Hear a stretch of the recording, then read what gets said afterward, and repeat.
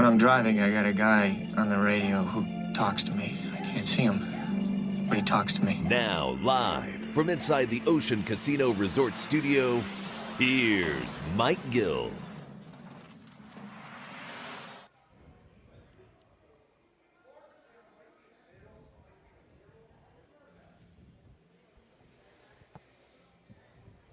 Well, we're inching closer, ladies and gents, inching closer to kickoff as we welcome you into the Sports Bash here live, 97.3 ESPN.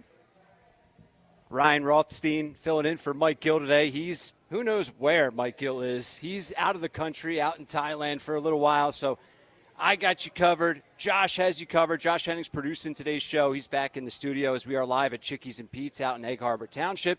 And Pete Giordano, on-site producers, hanging with me throughout this bad boy today as well, 2 p.m. to 6 p.m. Let's get it, 609-403-0973. So we have a lot to get to. Kellen Moore, the Dallas Cowboys, officially request his presence for an interview for their head coach vacancy. We're going to get plenty into that discussion, debate, get your thoughts around Kellen Moore. We're going to set the table for you in just a few minutes surrounding that breaking news item, if you will, came out a little bit earlier today.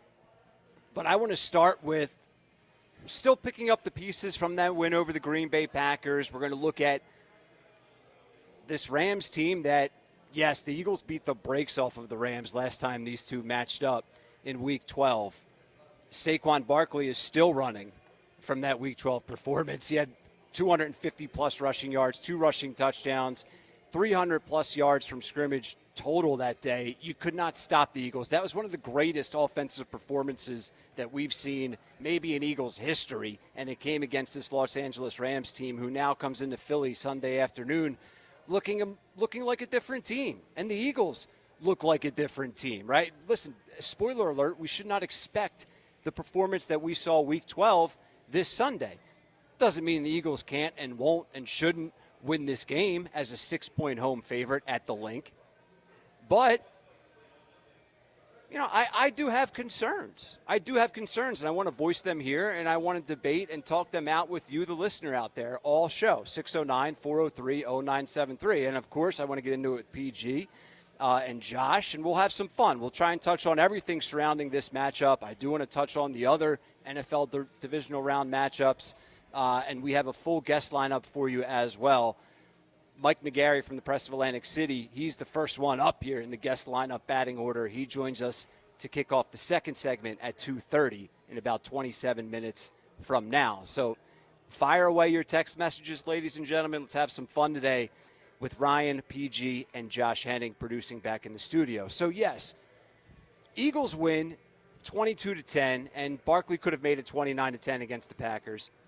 But I have concerns because I look at this passing attack that was non-existent against this Green Bay Packers team. And you say, well, the Packers have a good defense. That's a good team. I agree with all of that. Eagles set the tone. They force a fumble opening kickoff. Jalen Hurts is able to capitalize on a touchdown pass to Dotson. Great. 7-0 lead right off the bat. The next 6 drives, 18 passing yards combined. 18 passing yards. Jalen Hurts, he threw for 131 yards, completed 13 passes. The offense looked inept. They looked, I mean, people are saying rusty isn't the word to describe Jalen Hurts. Okay, pull out your thesaurus then. If you want to use a different word, go ahead, use it. He looked rusty. The offense looked bad. The passing attack looked horrible. A playoff win is a playoff win. I agree with anyone saying that. I said it myself. A win's a win. I don't care how this team gets it. But I look at what they did and did not do, PG, against the Green Bay Packers, and I want to know if you agree or disagree, and I say, man, if that's like a repeat, if we copy and paste that performance on both sides of the ball, I don't think we're talking about this Eagles team in the title game. I don't know what that means for this game. I'm trying to give you all of my cliff notes on my thoughts from last game. It was a win, and how that could potentially impact this game and this outcome against the Rams at Lincoln Financial Field on Sunday. Do you say, screw it, clean slate, I disagree with you, Rye, or do you say, like, no, I agree with some of your points? I think that, listen, Jalen was obviously rusty. We all knew that going into the game. He didn't grip a football for the last calendar month, it seemed like, right, going into that game. And you know what? A rusty Jalen Hurts was good enough to beat Green Bay, and I think that performance would be good enough to beat Los Angeles. Wow. At the Link, in the cold weather. The defense is playing out of its mind right now. Well, bingo. Now, would it be enough to beat Detroit at Ford Field in a dome? I don't think so. I think you're going to have to probably see some improvement from Jalen in that title game. Yeah, see, we're getting ahead of ourselves, but that's what we do. That's fine. And we'll get into more of that stuff too. Detroit, potential matchups looming. That's all well. Let me ask you this. Do Yeah. you think that the Eagles get the most out of their offense with Jalen No. at QB? No. Two elite wideouts? No, but that's sort of the enigma that this team has become. We were talking about it off the air. It's like I don't know how to identify this team because any struggle and any concern I have, there is a valid rebuttal. Right? Like you can bring up Kellen Moore as a concern. You can look at the passing attack numbers statistically. They're bad, by the way, and we'll get into that when we bring up the Kellen Moore discussion in a few minutes. But the rebuttal is Saquon Barkley fell into your lap. Right? He's the X factor. Yeah, listen, Saquon Barkley just put up arguably the greatest season at that position in the history of the National Football League. So, yeah, your passing numbers are going to be impacted by that, right? So what do? But I look at this team, and similar to last year, minus the epic collapse late in the year, you say, man, we have two wide receivers that can be top 5 in the league. We have a quarterback that once upon a time, not too long ago, was an MVP candidate and outshined Patrick Mahomes in the biggest game on planet Earth. And they've come nowhere close to that ever since that game. It's always been, they're winning, but there's just always something that I'm like, there's something off, and they should be better. It's hard to get wins in the NFL, but there's just something about this offense and team that I always. It's been like that for 18 weeks, really. It's been very clunky, very kind of more times than not. I mean, we saw glimpses of it in the Pittsburgh game and some other games this season, but more times than not, this passing offense. This team's too talented to give us blue moon glimpses of what they can be. And does Jalen have the ability to have this passing attack top notch? Well, yes, bingo. but if you zoom out. Does he? I don't know if he does. I think that's a great question that you pose. He does because he's shown it before, but if you zoom out. But he hasn't showed it in 2 years. Sorry to keep cutting you off. That's the thing. No. Yeah. Again, if you zoom out, you say to yourself, well, I don't think he can do it on a consistent basis. Well, can he do it for 3 more games? I mean, we have 3 games left. If I can ask both of you, right. Because I asked Gil this on Monday, Ryan. I've been asking different guests throughout the week about this. And, P, I want you to chime in as well. When you look at the Eagles, because, Ryan, you just said – we haven't seen Hurts consistently do it. That is the passing attack at a high since level. 2022. Right, in 2 years. Right. So how much of it is Jalen? How much of it is the people calling the plays to Jalen? Yeah, so this question bothers me because I was talking to a buddy of mine who brought this point up, and they brought up the play calling, and I smirked at it, and I shut it down, and I'll give you guys the same answer here, more importantly, and saying, well, yeah, the play calling is going to get hindered when your players are not playing to their level. Right? Like if any of us are Kellen Moore or Nick Sirianni in that game against Green Bay, we are going to be handcuffed if we realize our quarterback is not playing like himself. Right now, us as viewers, we're not going to be able to spot that. All we say is, man, the play calling seems weak. Right? Like, we don't know what it is. That's the thing. Is it we fair don't know to put it all on Jalen Hurts? That's the question. No, it's not fair, but that's also the reality as life as an elite player in the NFL, particularly at the quarterback position, part 1. And I'll add, it's all-encompassing, right? Yes, the play calling is a factor in how you play, but if you're clicking, if you're an MVP dude and you're balling, I could be calling plays. He's going to make me look good. That's how I feel. And maybe that's unfair, but I just feel like Jalen Hurts has not been himself. I do think it's a little unfair for this reason specifically, because you look at Josh Allen this year, right? He's an MVP candidate, right? Yeah. But before he got Joe Brady, he was struggling. He was a turnover machine. Yeah. So, for the part of you, if you took your answer, what you were saying, Ryan, and say, well, shouldn't Josh Allen be what he is now without the play caller? Whereas Josh Allen was literally making the joke, last week. He's like, oh, Joe Brady has nothing to do with our team. Nobody should talk to him. Well, how long has Joe Brady has been there since like 2022? No, he came in. New coordinator he came in midway last year when they fired Ken Dorsey. Okay, all right. So I'm just trying to pinpoint Josh Allen's evolution to Brady. Since Josh Allen got Joe Brady, his last 20 games, he has cut down his interceptions by almost 200%. Okay, and listen, I think you have to credit Joe Brady. I get your point. I have to credit Hembo for that stat. I stole it from him. So yeah, well, that's Hembo. I feel like is sort of the birthplace of most stats that anyone gives out today. But yes, we can credit Hembo. Yes, and I'm not trying to move my goalposts. Fair, point taken. But I also look at Josh Allen's evolution as sort of inevitable, and that probably impacted his stats over the past 20 games as well, if you get what I'm saying. So I don't know. I look at last year, right, and we say, well, man, we didn't have the right offensive coordinator. So the Eagles bring in Kellen Moore, who has a history of getting offenses and quarterbacks and even star wide receivers to an elite level production-wise. And that hasn't happened this year, right? So what's our excuse this year for Jalen Hurts in this offense? Is it Saquon? And if that's your answer, great answer. I'm not necessarily going to dispute your Saquon answer, but my point is Jalen Hurts, Pro Football Focus grade, 76.3, 23rd out of all quarterbacks. Jalen Hurts passing yards, 20th this year out of all quarterbacks. Passing touchdowns, 20th this year out of all quarterbacks. A.J. Brown, targets, second lowest of his career. A.J. Brown receptions, one of his lowest, despite him still getting over 1,000, right? So you look at the passing numbers, Jalen's numbers, A.J. Brown's numbers. The passing attack has been subpar. I would also point led out by that a guy that's never been subpar. Does it need to be great? No, it doesn't. It doesn't need to be Lamar Jackson. It needs to be good. Josh Allen, It Joe needs Burrow. to be It doesn't good. need to be great. It does not need to be great. Bingo, though, Josh. It doesn't need to be great. They don't need to be the greatest show on turf. Right. An overused example in what we do. But they don't need to be that. I'd like them to be top 10 in these categories. Well, like, for example, and they're bottom 10. So, like, here's part of the thing that drives me nuts. So let me ask you, right, because you throw out a lot of rankings there for Hurts. Yeah. Hurts was the third most blitzed quarterback in the NFL this year. Mm-hmm. But he also finished the year with the 8th best completion percentage in the league. Okay. So it's like, okay, so on one hand, we have a bunch of categories that say that Hurts is not having a great year. Yeah. But on the other hand, he had the 8th best completion percentage, and he was blitzed the third most times. So, it's kind of like, how do we equal all these things? Well, I'll come back with some more numbers here.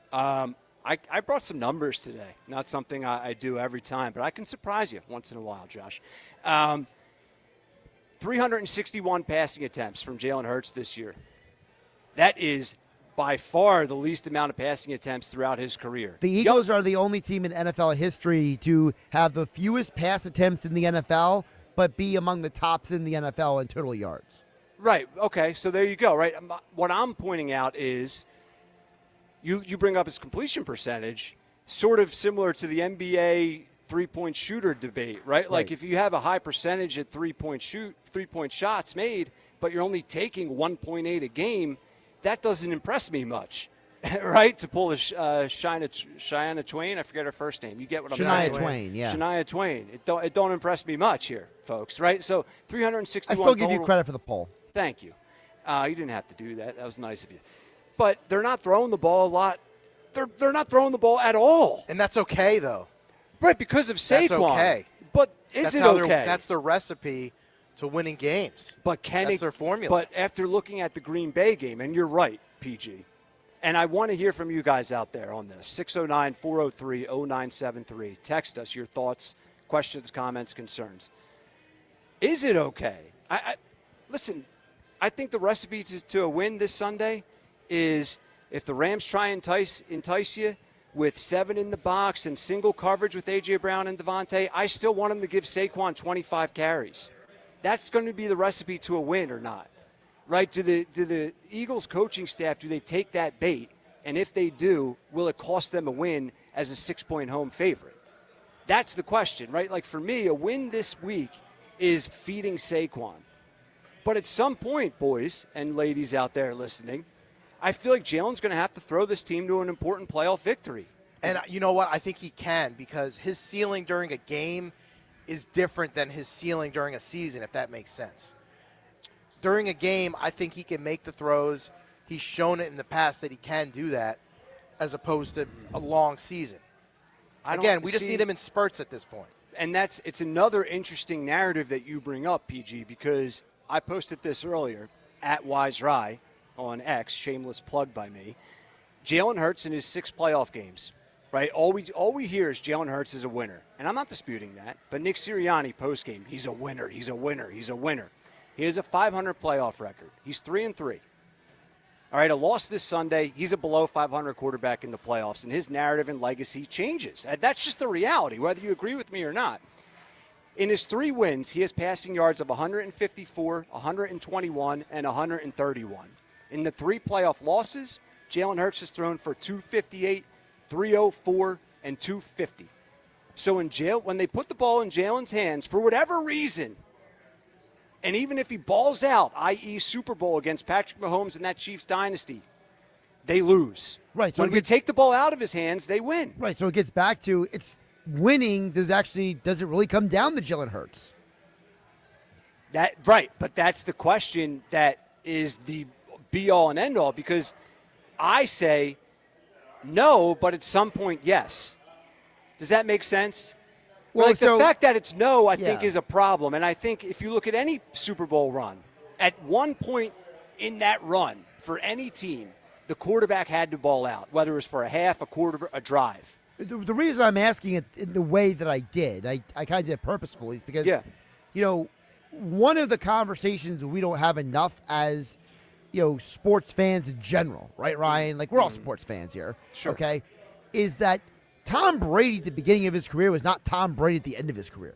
You know what I mean? Tom Brady at the beginning of his career was a game manager who basically was like, hey, Tom, don't screw this up, you bleeping little boy.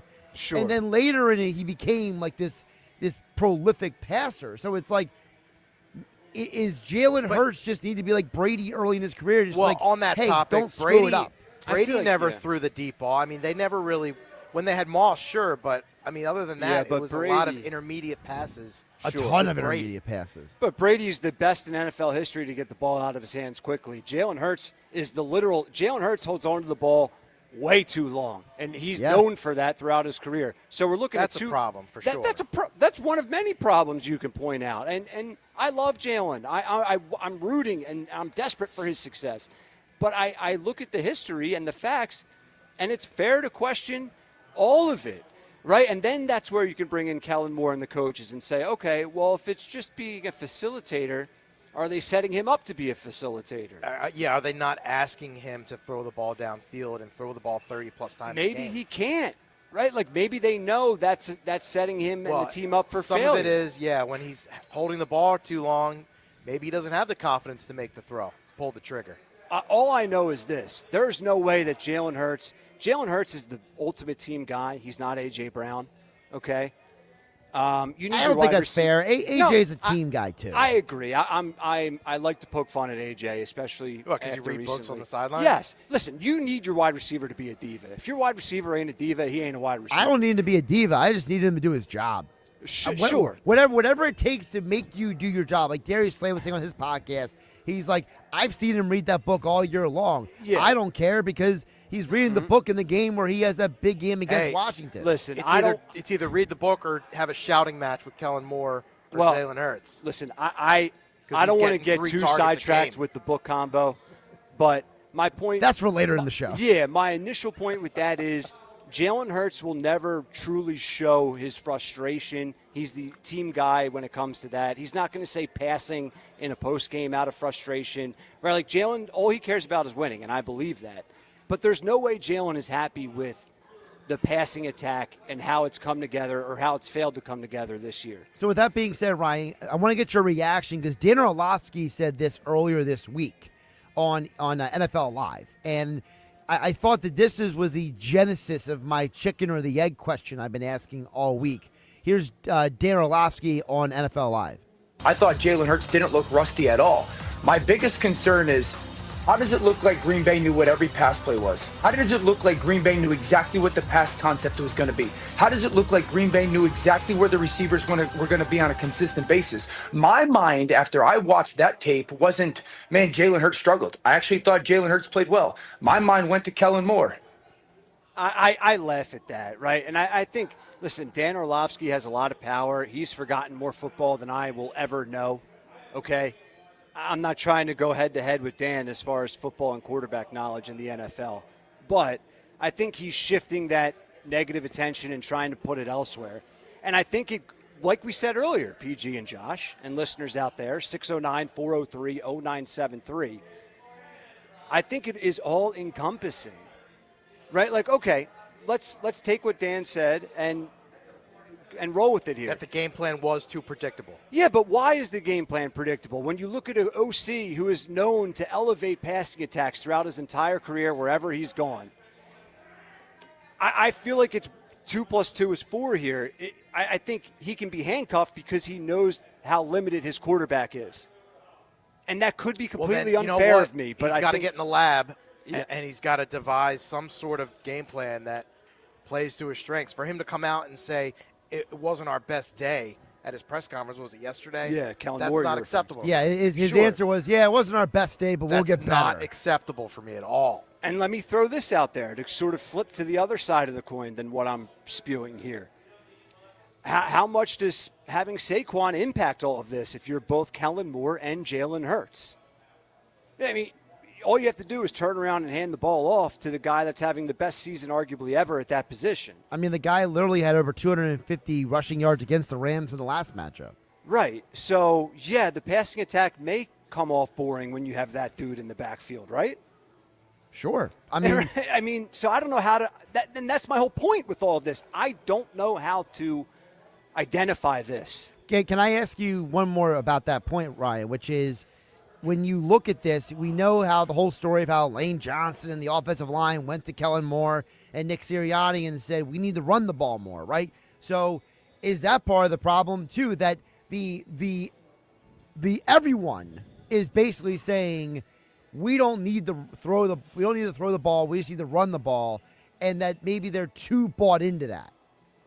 No, because I think if you look at the track record and history of this team, specifically with Jalen Hurts as their starting quarterback, we can all answer this question. This team has had the most success on the offensive side of the ball when they do what?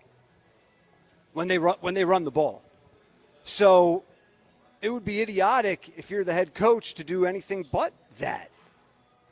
And I also look at this offensive line pass blocking, and I have the numbers. I can get to them on the other side.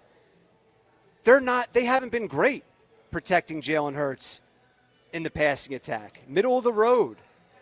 So it's interesting, man. You know, we have a text message coming in, 609-403-0973, saying you play to win the game. And it says a little bit more, but I'll stop it there. Yes, you play to win the game.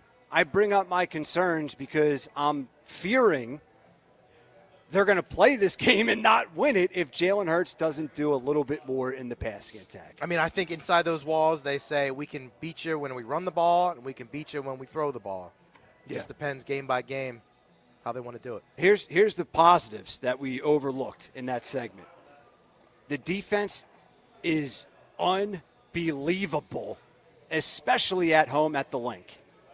So I do believe defense can still win you championships.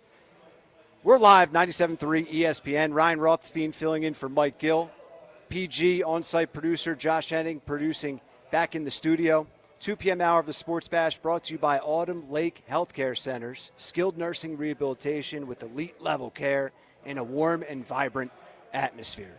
Visit autumnlakehealthcare.com to find a location near you. We take our first time out of the show. When we come back, we have Mike McGarry from the Press of Atlantic City to join the conversation. You're not going to want to miss it. Keep it locked in on 97.3 ESPN. You're listening to the Sports Bash with Mike Gill. And if you're not down with that, we got 2 words for you. On 97.3 ESPN and the 97.3 ESPN free mobile app. So you need a new car or SUV, but you're upside down in your trade, but you're worried about your down payment, but your credit is less than perfect. Bring your butts to any Matt Blatt Kia today. With over 1,100 new Kias, all with zero down, zero payments until April, or get $10,000 in bonus cash, or 0% for 72 months on every clearly marked Kia EV6 and 9. Buried in a loan or lease? Matt Blatt Kia wants to get you released. New all-wheel drive Kia Sportage or Sorento. 1.9% for 60 months. Matt Blatt Kia with our PA and New Jersey Kia superstores. Abington, Egg Harbor Township, Toms River, or right to your front door. It's gotta be a Matt Blatt Kia. With approved credit, $13.89 per thousand finance. Not all will qualify. Credit may affect down payment. Offers can't be combined. Go to mattblattkianj.com for complete details or 888-505-6670. Price includes all costs to be paid by consumer, except for licensing, registration, and taxes through KMF. Rebates and incentives to dealer. Expires 2/4/25. Matt Blatt Kia, 6211 Black Horse Pike, Egg Harbor Township, and on Route 37 in Toms River. This is the story of the one who, as a maintenance specialist for a historic high-rise, knows that vintage charm historically needs constant attention. Which is why, when it's time to upgrade turn-of-the-century mechanicals, they turn to Grainger. With easy access to 1 million-plus products and the scale to deliver when and where you need them, the right tools and supplies are never far away. So the one can keep that vintage building running like new. Call, click Grainger.com, or just stop by. Grainger, for the ones who get it done. Breaking news, and this one is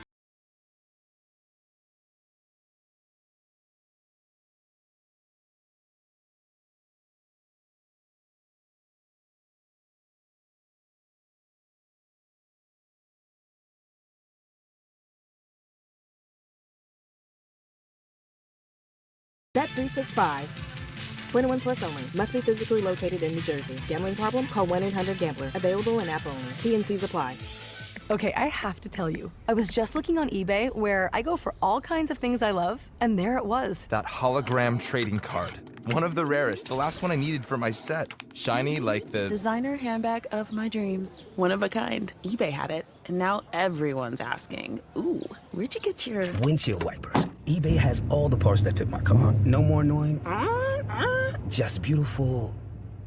Whatever you love, find it on eBay. eBay. Things people love. Texting privacy policy and terms and conditions posted at textplan.us. Texting enrolls for recurring automated text marketing messages. Message and data rates may apply. Reply stop, opt out. Individual results may vary. Consult a doctor prior to use. You've lost so much weight. How'd you do it? I got medical treatment for weight loss through Zelty and lost 50 pounds. I struggled for the longest time, but Zelty makes it easy and affordable to get weight loss treatment 100% online. Zelty providers can prescribe FDA-approved weight loss medications clinically shown to help people lose weight, like Wegovy, Zepbound, and others. I've heard those medications can help you lose weight, but aren't they expensive?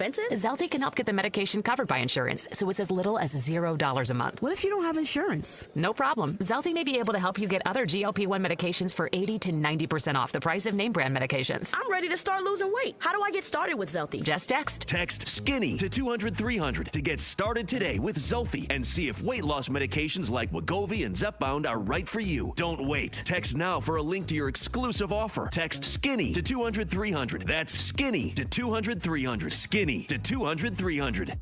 Over 40 years ago, John Jenkins Sr. invented the heated bench for football players. Today, Jenkins Plumbing, Heating, and Air Conditioning brings that same innovation and reliability to your home or business. Need plumbing repairs or a new gas furnace, boiler, or water heater? Ask about utility loans up to $25,000 at 0% for 7 years and rebates up to $29.50. Call 609-641-6440 or visit jenkinsandsons.com. No two people learn the exact same way. So how did Babbel become the award-winning language learning app? We thought of you, all of you. Take Sierra. As a visual learner, she uses Babbel's wordplay videos. Today I'll share a quick lesson on shopping in French. Merci beaucoup. Keith is a be in the room with real people kind of learner. So he loves the live online classes with our language experts. Okay, class. Vos está pronto. Estamos prontos. However you learn, Babbel makes it easy. Try Babbel for free at Babbel.com. Babbel.com. Progressive presents a testimonial of sorts. Hey, slow down! Oh, yeah? Well, you drive like my grandma. She's a very attentive and courteous driver who wears a seatbelt and always uses her turn signals. She's also a talented painter and has very low cholesterol. Not that that has anything to do with her driving, just thought a more complete picture of who she is might be interesting. Anyway, have a nice day. Safe driver? Get Snapshot from Progressive and get a personalized rate based on how you drive. Progressive Casualty Insurance Company and affiliates. Snapshot not available in California or from all agents. Surcharge possible for unsafe driving. It's playoff football time, Eagles fans, and you know what that means. It's Miller time. Whether you're cheering at the stadium, hosting the ultimate watch party, or just kicking back with friends, Miller Lite is here to keep the good times flowing. Crisp, refreshing, and always ready for game day, Miller Lite is proud to be the official partner of your Philadelphia Eagles. Celebrate the playoffs with Miller Lite, because great taste is always worth cheering for. Enjoy responsibly. Miller Brewing Company, Milwaukee, Wisconsin. You're listening to The Sports Bash with Mike Gill on 97.3 ESPN and the free mobile app.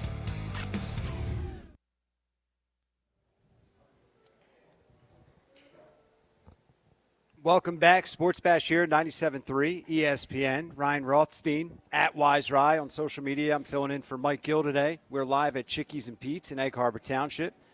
Pete Giordano, on-site producer, hanging with me throughout the show. And then, of course, Josh Hennig, as always, producing back in the studio. 609-403-0973. It's the number for our text board. We're going to have a lot of fun on our conversations today. We have a lot to get into. Obviously, Eagles-Rams leading all of our conversations. Dallas, they request Kellen Moore's presence to interview for the next head coach of the Dallas Cowboys. How does that impact life here in Philly?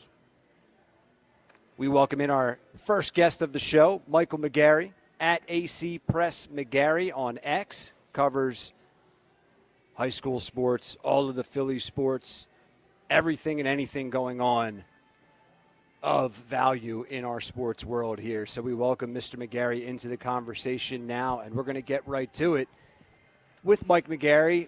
Mike, how you doing? You don't even have to answer that. Not that I don't care. I hope you are well, my friend. Great. The pleasantries now in the rear view. How do you assess this offense, particularly the passing attack? Because I don't know how much, if any, of the first segment you heard there, but we're sort of dissecting the performance or lack thereof against the Green Bay Packers. Defense, brilliant. Offense, complete opposite of brilliant, whatever word you want to use to describe it. You know, and I have concerns. I understand a win's a win in the playoffs. Not easy to get one in the playoffs. Get all of that. I hear a lot that all Jalen Hurts is a winner. Well, he's 3-3 career in the playoffs. That's 500. A loss this Sunday, just to go glass half empty, drops him to below 500. Right? I mean, he needs to be better. That's how I look at it. You can sort of take the wheel from that, and you can give us your assessment on Sunday against the Packers and how it could impact things for better or worse Sunday against the Rams.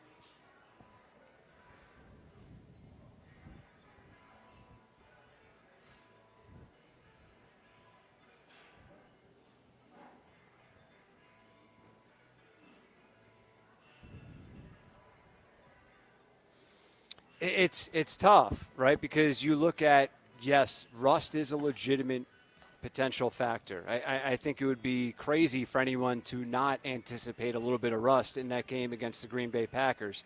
You know, okay, fine. Now, I also brought this up. You have Saquon Barkley.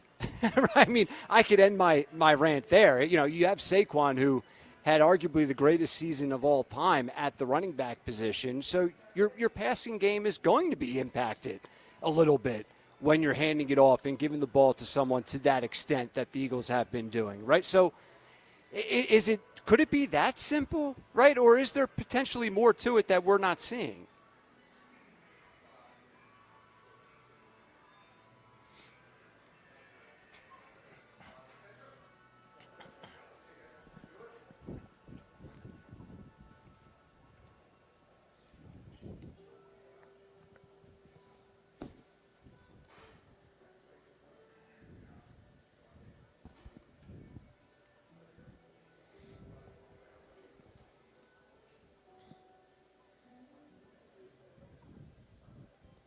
True.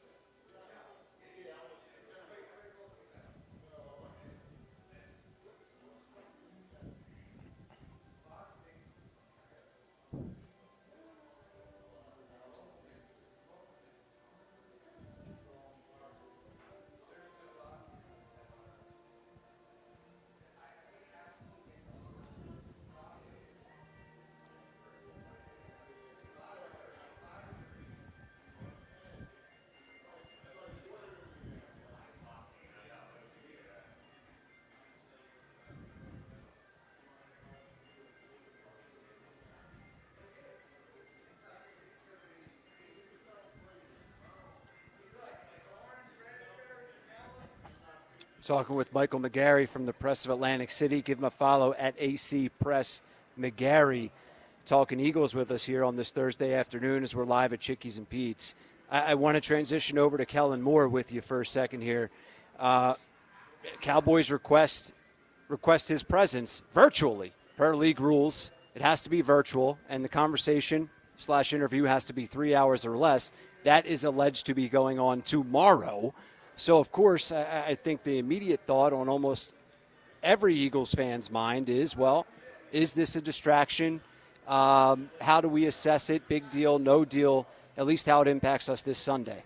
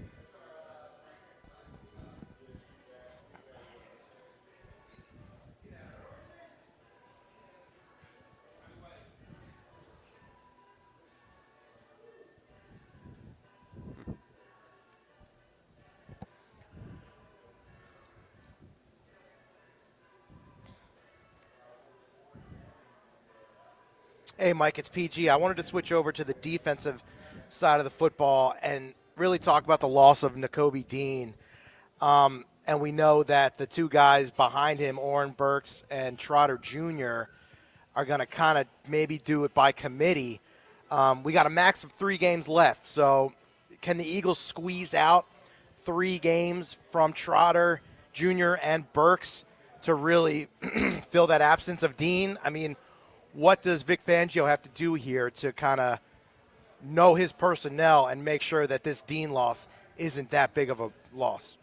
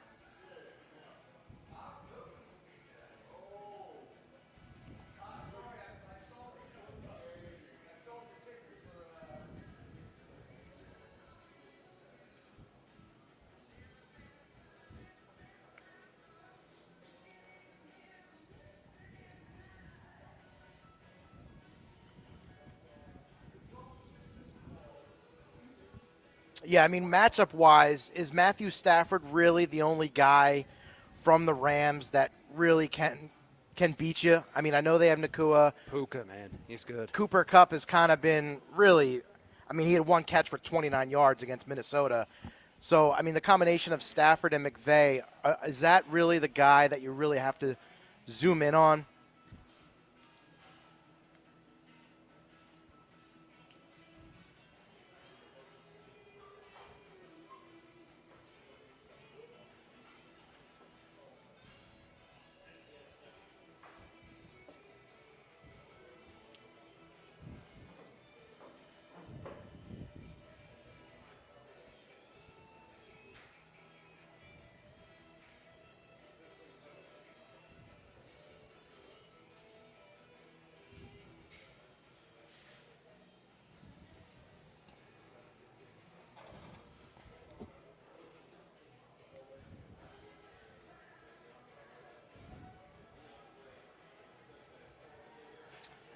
All right, well, we're going to have to back you into a corner. I don't know if Gil asked for your score prediction, but I'm doing it. So I need a prediction for you. Do the Eagles win?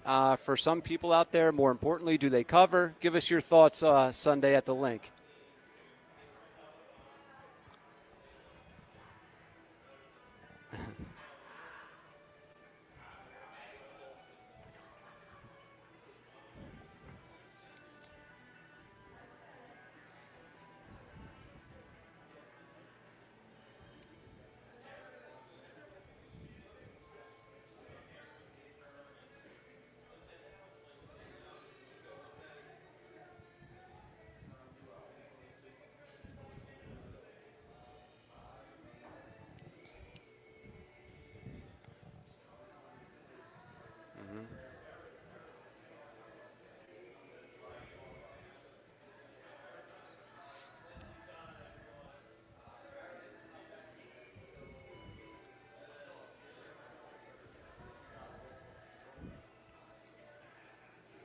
Wow. Wow. Love there it. You go. Said it with his chest right there. Hey, Mike,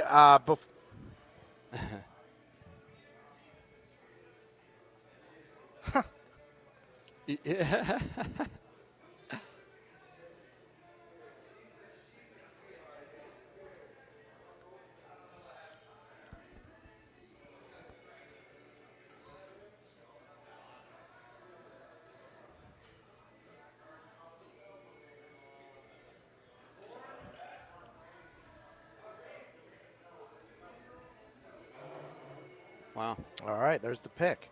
Well, Mike, I wanted to ask you about the Chiefs and specifically a guy that you covered for many, many years in this area, Isaiah Pacheco. We know his story, Vineland football, 7th-round pick, and now he's a 2-time Super Bowl champion. But just kind of your scouting report of Pacheco, what does he add to that running game, and kind of just your experiences with him, covering him in Cape Atlantic League football over the years?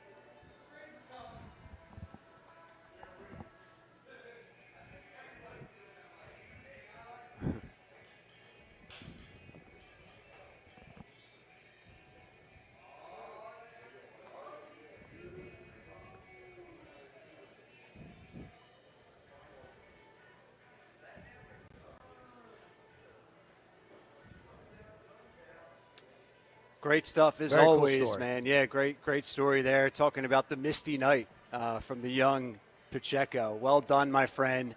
Mr. Michael McGarry, well-known Eagles fan, kind enough to spend a few minutes with us here today. Thanks, man. All right, there he is. Mike McGarry, long time journalist, writer at the Press of Atlantic City. Does an excellent job. I always like to squeeze in like a high school hoops or football if it's that time of year question, but obviously this week all the attention on the Birds. But you can follow McGarry's work not just surrounding the Eagles, but high school hoops is in full season right now. So he's got the finger on the pulse for the South Jersey high school hoops like no other as well. All right, we take a quick timeout.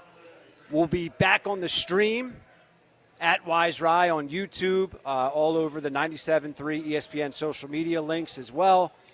Get to your text messages, 609-403-0973. Join the conversation. Ryan Rothstein, Pete Giordano, and Josh Hennig producing back in the studio. We have a lot more to get to. Quick timeout. Keep it locked in right here, 97.3 ESPN and the free mobile app. This is the home of Philadelphia Eagles playoff football. It's the NFC divisional round of the playoffs as the Eagles host the LA Rams this Sunday at the Link. Nice catch by Goddard, who breaks the tackle across the 5. Touchdown! Goddard, beast, pushes him in the face twice and into the end zone. Eagles radio network coverage begins at 2 p.m. Merrill Reese and Mike Quick call all the action starting at 3 p.m. This is South Jersey's official home for Eagles playoff football. 97.3 ESPN. He's from New Jersey. He's a legend in basketball and business, and he's on the New Jersey Lottery's new scratch-off, Jersey Giant Winnings. It's Shaquille O'Neal. Look for Shaq and play for a chance to win stacks of cash. Top prize of $200,000. Play today. Anything can happen in Jersey. Are you having trouble hearing? Hearing loss can devastate the quality of your life. Now, there's an affordable fix for you or your loved one. Rated in the best hearing aids of 2024 by USA Today, Audion Hearing has the highest quality hearing aids at the lowest prices, just $189. I actually like them better than my old $5,000 hearing aids. I could not believe how my hearing and life changed. Join over 500,000 happy customers by going to audionhearing.com. That's AUDIEN hearing.com. Where can you kick off the new year with big savings on gig speed? Only with Xfinity, now through January 30th. Get gig internet at home for $25 a month for 1 year when you add an unlimited mobile line, which connects you to gig speed Wi-Fi on the road. Act fast today and save more than $650 over AT&T and Verizon in your first year. Plus, hurry and take advantage because right now you can also get a free 5G phone with trade-in. So save big and stay connected to what you love with fast gig speed internet and mobile. From home to hotspots, this new year, it's all about gig speeds and big savings. Don't wait and get gig speed internet. Spend less green and switch to Xfinity. Go to Xfinity.com/gig savings to learn more. Requires paperless billing and autopay with stored bank account. Restrictions apply. Equipment, taxes, and fees extra. $40 internet discount applied to mobile bill. After promo, regular rates apply. Actual speeds vary. Savings compared to Verizon Fiber Gig Plus 1 Unlimited Welcome Line and AT&T Fiber Gig Plus 1 Unlimited Starter Line. Xfinity internet required. Reduced speeds after 30 gigabits of usage per line. Data thresholds and actual savings vary.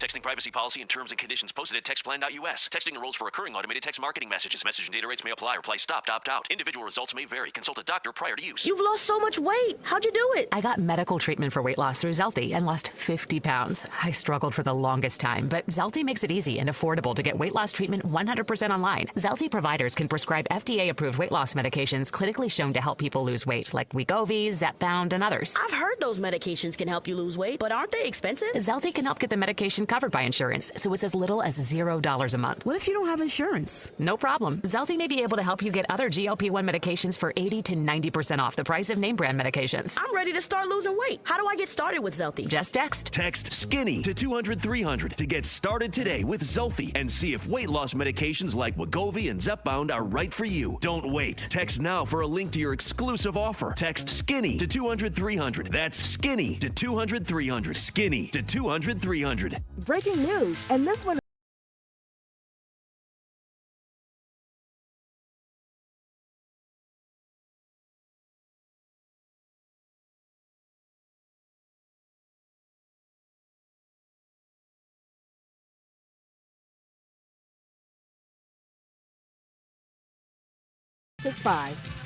21 plus only. Must be physically located in New Jersey. Gambling problem? Call 1-800-GAMBLER. Available in app only. T&Cs apply. He's coming. He's coming. Here he goes. Surprise! Your table saw broke. Also, the warranty expired weeks ago, so you need to pay for a new one out of pocket. At Progressive, we know small business owners don't usually like surprises because they cost you money. But a good surprise that could save you money? Getting a commercial auto quote from Progressive. Oh, and the replacement part you ordered doesn't fit, so it's completely useless. What a waste. Surprise yourself. See if you can save in as little as 7 minutes at ProgressiveCommercial.com. Progressive Casualty Insurance Company and Affiliates. This is a story of the one. As a maintenance specialist for university housing, he knows college students can major in wear and tear. Plus, housing so many students doesn't leave a lot of room to house all the supplies he needs. That's where Grainger comes in. With over 1 million industrial-grade products and fast, dependable delivery, Grainger carries the quality products he needs so he doesn't have to. From a new door hinge to a whole new faucet. Call, click Grainger.com, or just stop by. Grainger, for the ones who get it done.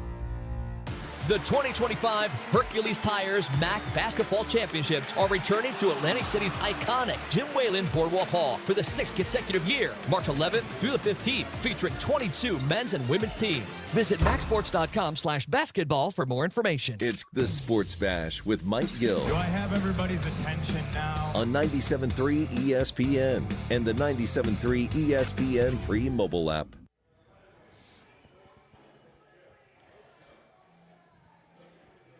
We are back, ladies and gentlemen, boys and girls, children of all ages. Ryan Rothstein filling in for Mike Gill, Pete Giordano hanging out with me, on-site producers. We're live at Chickie's and Pete's in EHT. Josh Hennig producing this show. As always, back in the studio. Text board, 609-403-0973. You can watch the show, hang out with us, comment on the live stream feed at Wise Rye YouTube channel. Links on all the 97.3 socials.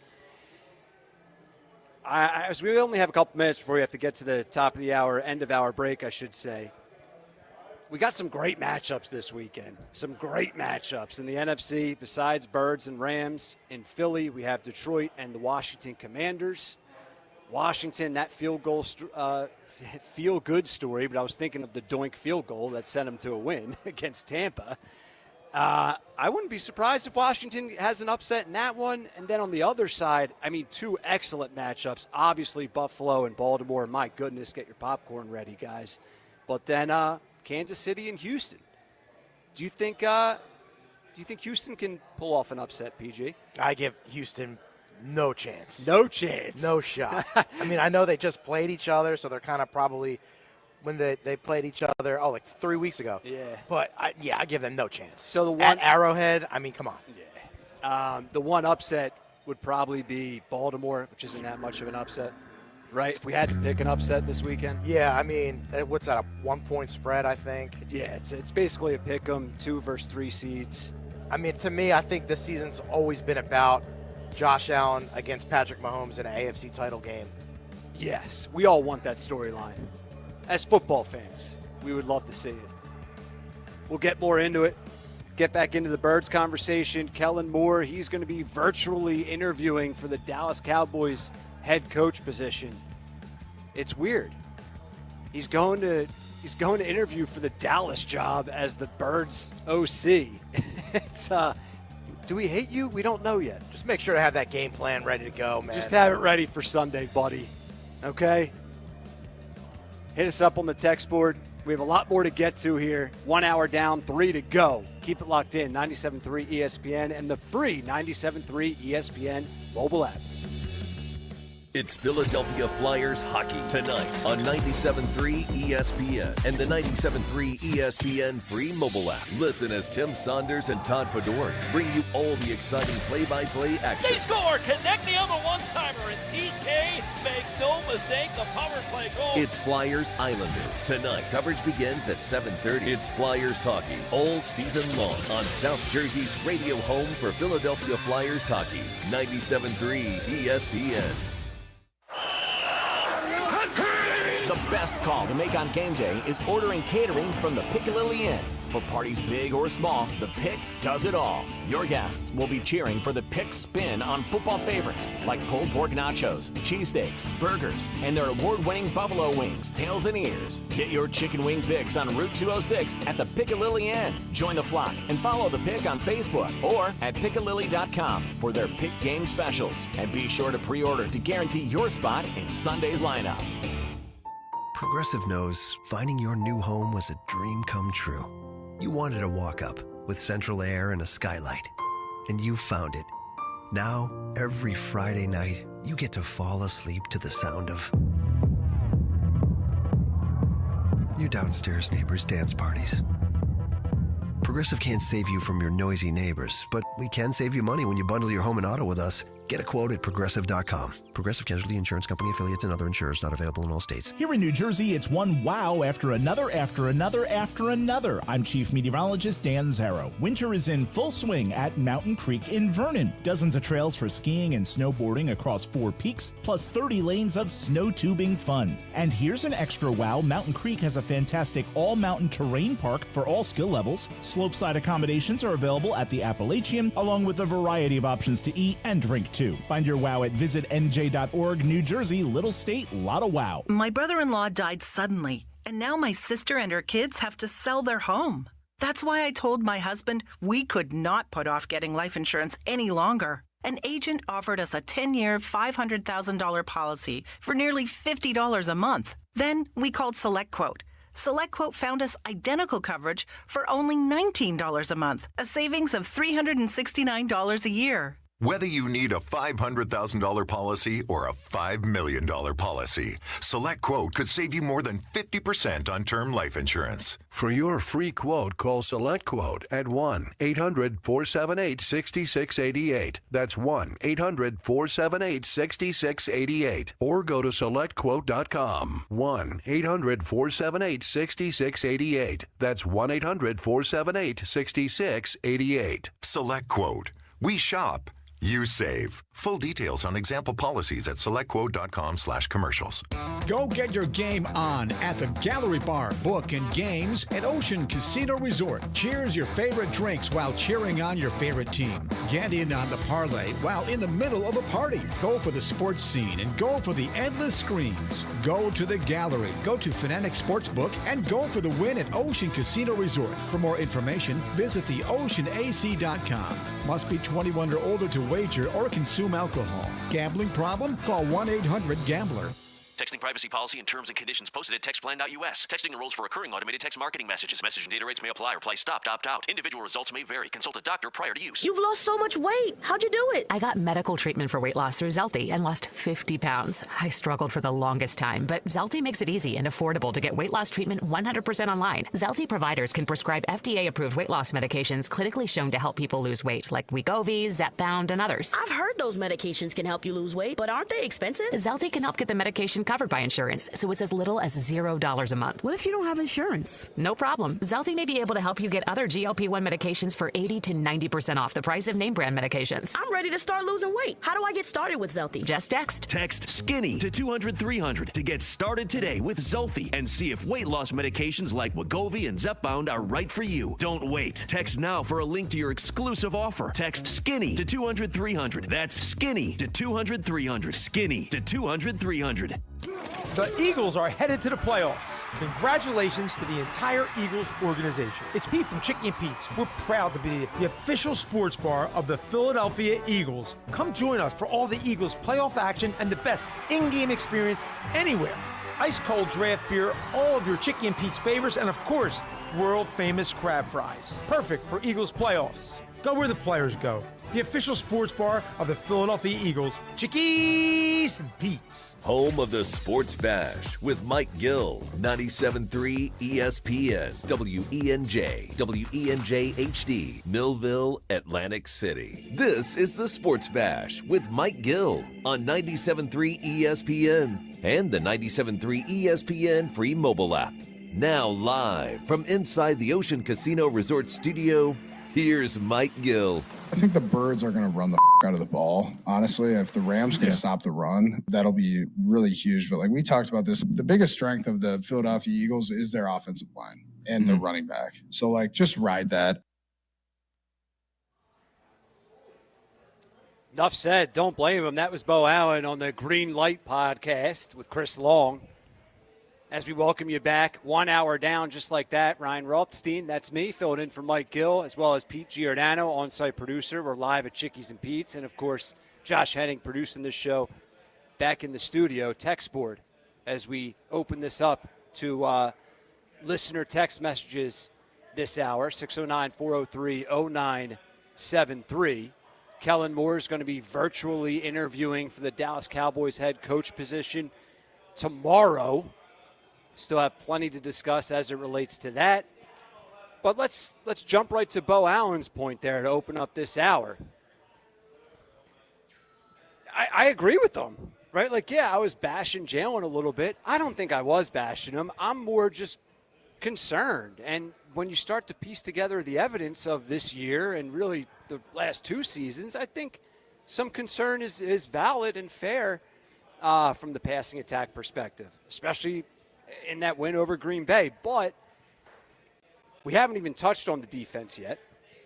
The defense is absolutely freaking unbelievable. Enough said with that. Yeah, and I mean, you have there's the best only running one back concern with the defense, and that's Nakobe Dean. Sure. And Nakobe Dean was awesome in the Week 12 win versus the Rams, by the way. He had stupid numbers. I forget what they were exactly, but he was dominant. Dean's a big loss. Dean makes Bond look good, too. So, yeah, that could impact some things, but they're still absolutely loaded with talent on that side of the ball. And playing at the Link is a huge deal. I know those are some Captain Obvious statements, but that's just the reality of this matchup as to why they're a 6-point favorite, right? Yeah, I mean, again, that's what you play all season for, is to get this game at home. Yeah. If this game was on the road in L.A. or Minnesota, we were talking about that during the break.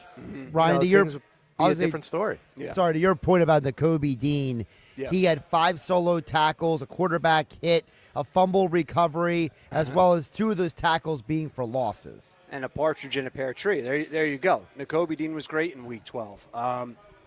Nakobe Dean is great, right? He just happened to have a strong game that day, but Dean is an asset. He's a valuable piece to this defense and what they've been doing all year long. But, you look at the game against Green Bay. You have 2 interceptions in the first half. You have Slay with a big one. Quinyon Mobe gets one late to just help close things out.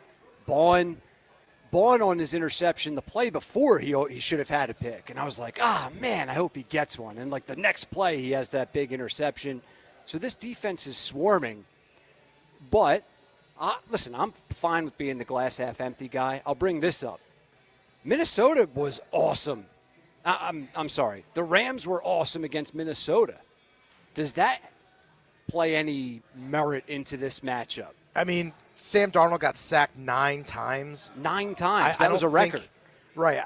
I don't think Jalen Hurts is going to get sacked 9 times. I hope not. Probably maybe 2 or 3 times. So I'm not really too worried about that. Offensively, again, we talked about a Cooper Kupp, 1 catch for 29 yards. His season's kind of been really not there for him. But because Puka's been the guy, because Puka Nacua has been the guy. He's unbelievable. This is definitely a different Rams team than what the Eagles saw a few weeks ago. But I still don't give Rams much of a shot. Really? You're that confident? Yeah, I think with what I've seen, really defensively, I just don't think the Rams can match up with that. Fair.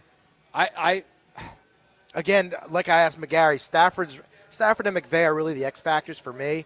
I will take them over Jalen and Sirianni if you want to do a little matchup there. Yeah. Other than that, though, I'm not too scared of the Rams. But I'll push back on you for a little bit, and I'm sure Josh has some thoughts on this. But can't that win the Rams the game? Right? You say McVay scares you. McVay. Yeah, I mean, McVay can potentially run circles around Sirianni. I think if they keep Saquon in check, if they don't let him go for 255 yards, and Stafford can make some throws, then you have a close game on your hands. Yeah. I mean, I look at last game. You turn him over twice in the first half, you get 0 points off of that. Shanked field goal by Green Bay in the first half, 0 points off of that. So, like, those things can't happen against the Rams the way they've been playing. They can't happen. You don't win this game if you've turned Stafford over twice in the first half and you don't get any points off of those. To your guys' question about the Rams and what they did defensively, here was Dominique Foxworth yesterday on ESPN talking about how he doesn't think the Rams can do to the Eagles what they did to the Vikings. This young Rams defense has matured and gotten better. The problem is the way that they won this most recent game was with a dominant front. Nobody's dominating the Eagles up front. No. The Eagles are the dominant front. They are the ones who knock. When they want to run the ball, they run the ball. The Rams are going to have to figure out a way to stop that run and force Eagles into like drop back passing situations to allow them to eat. The problem is the Eagles never really, because how good their defense is and how good their rushing attack is, they're rarely put into situations where they must drop back. Shout out to Walter White there, right? Yeah, right. The Eagles are the ones who knock. That gave me chills. Enough said from Fox there. T-shirt, right, Ryan? Yeah, that's a heck of a T-shirt. I agree with them. But I need to find the numbers. They're somewhere in my notes here. The Eagles haven't been elite as a pass protection unit. Listen, I'll take the Eagles' offensive line up against anybody. I'm not trying to criticize them now, but I'm just saying, like, there have been some vulnerabilities with their pass rush protection. That's all. I think they're middle of the pack in some of those key categories, but I'll take them 10 times out of 10. I agree with what Dominique Foxworth had to say there. To me, this is how the Eagles win this game, all right? And want your thoughts, 609-403-0973. Saquon Barkley gets 25 touches, 100 rushing yards or more. And that's the recipe. In the defense, you win the turnover battle, whether it's 1-0 or 4-3, right? Just win the turnover battle, and Saquon Barkley be Saquon, and I think the Eagles advance. Yeah, I mean, going back to that game against the Rams, Saquon had touchdown runs of 72 yards, 70 yards, and he also added a 31-yard reception. So, again, the big plays killed the Rams in that game. Yeah. So, I mean, more of the same. Yeah, I just don't want the Eagles coaching staff to hear all of the noise this week from idiots like me saying, the passing attack is a concern. I don't want them to take any bait from Sean McVay and the Rams on defense of, we're keeping people up in the box. We're leaving A.J. Brown one-on-one on the outside, which I'll take that matchup too, but I still believe the recipe to success is through Saquon Barkley. Yeah, I think that's more than fair. And by the way, I don't think they need to listen to you, me, or anyone, Ryan, to know that they started the game with 6 pass completions in a row, and then the next 7 were incomplete. So in the most literal sense, you just watch your own game and you realize, hey, guys, we had some problems. How do we have 6 straight completions and then 7 straight incompletions? Well, I think, too, Saquon only had maybe 9 carries in the first half. Right. Yeah. So he wasn't really getting going. I mean, again, we talked about it. There was like an hour of actual time that went by of no completions from Jalen Hurts at all. So, you're in this crowd. You're just sitting there. Yeah, it must have been weird as you were there. PG was there. So it's like it has to be a weird feeling if you're actually leading that offense, if you're Jalen Hurts, right? Like it's hard to get any type of momentum and confidence when the game ends up going in that type of direction. But they need to establish that momentum, and they need to be assertive with their identity. And I think being at home is a huge piece to this puzzle. I really do. I know Jordan Mailata and Lane Johnson touched on the Rams' success, 9 sacks against Minnesota. And I think Jordan Mailata said, yeah, they ain't us. And they didn't – they straight up didn't block. That's why that happened. Yeah. So, I think you're going to hear that point a lot between now and kickoff of pundits bringing up the Rams and their defense and how much better it is since this Week 12 matchup. But I think a lot of that's misleading. It is misleading, and I'm glad you said that, Ryan, because you look at who the Rams played down the stretch of their season and you realize nobody. It's not like they were taken out. Like the only legitimate game they had on the stretch was against Buffalo. Aside from that, I mean, they barely beat the Cardinals, and they barely beat the Jets, and then they won by, what was it, I think it was a touchdown over the Saints. So it's like Yeah. With that said, though, the Eagles game, that was kind of a wake-up call for L.A. because they went on the win 5 in a row. And they lost to Seattle to end the season, but nobody rested their starters. Yeah, that winning streak got them into the playoffs and won them the division. Absolutely, and we have seen it in NFL history where teams that go on a winning streak and they get into the playoffs and they win their wild card game, they are scary and they can be dangerous. This is a Super Bowl champion type of team. It's a bit of a weird wake-up call, though, if you're winning 12-6, 9, 19-9, and 13-9. So, yeah. Well, maybe are we overlooking their defense? I don't think we are, but no, that speaks to their struggles on offense, and really, it's just been Puka Nacua, and to me, Puka Nacua alone cannot beat this Eagles defense. Well, how That's about why Cooper Kupp to me is the X factor. Any concerns about Kyron Williams here? Because we know he's a good running back, and without Nakobe Dean, how does that impact things?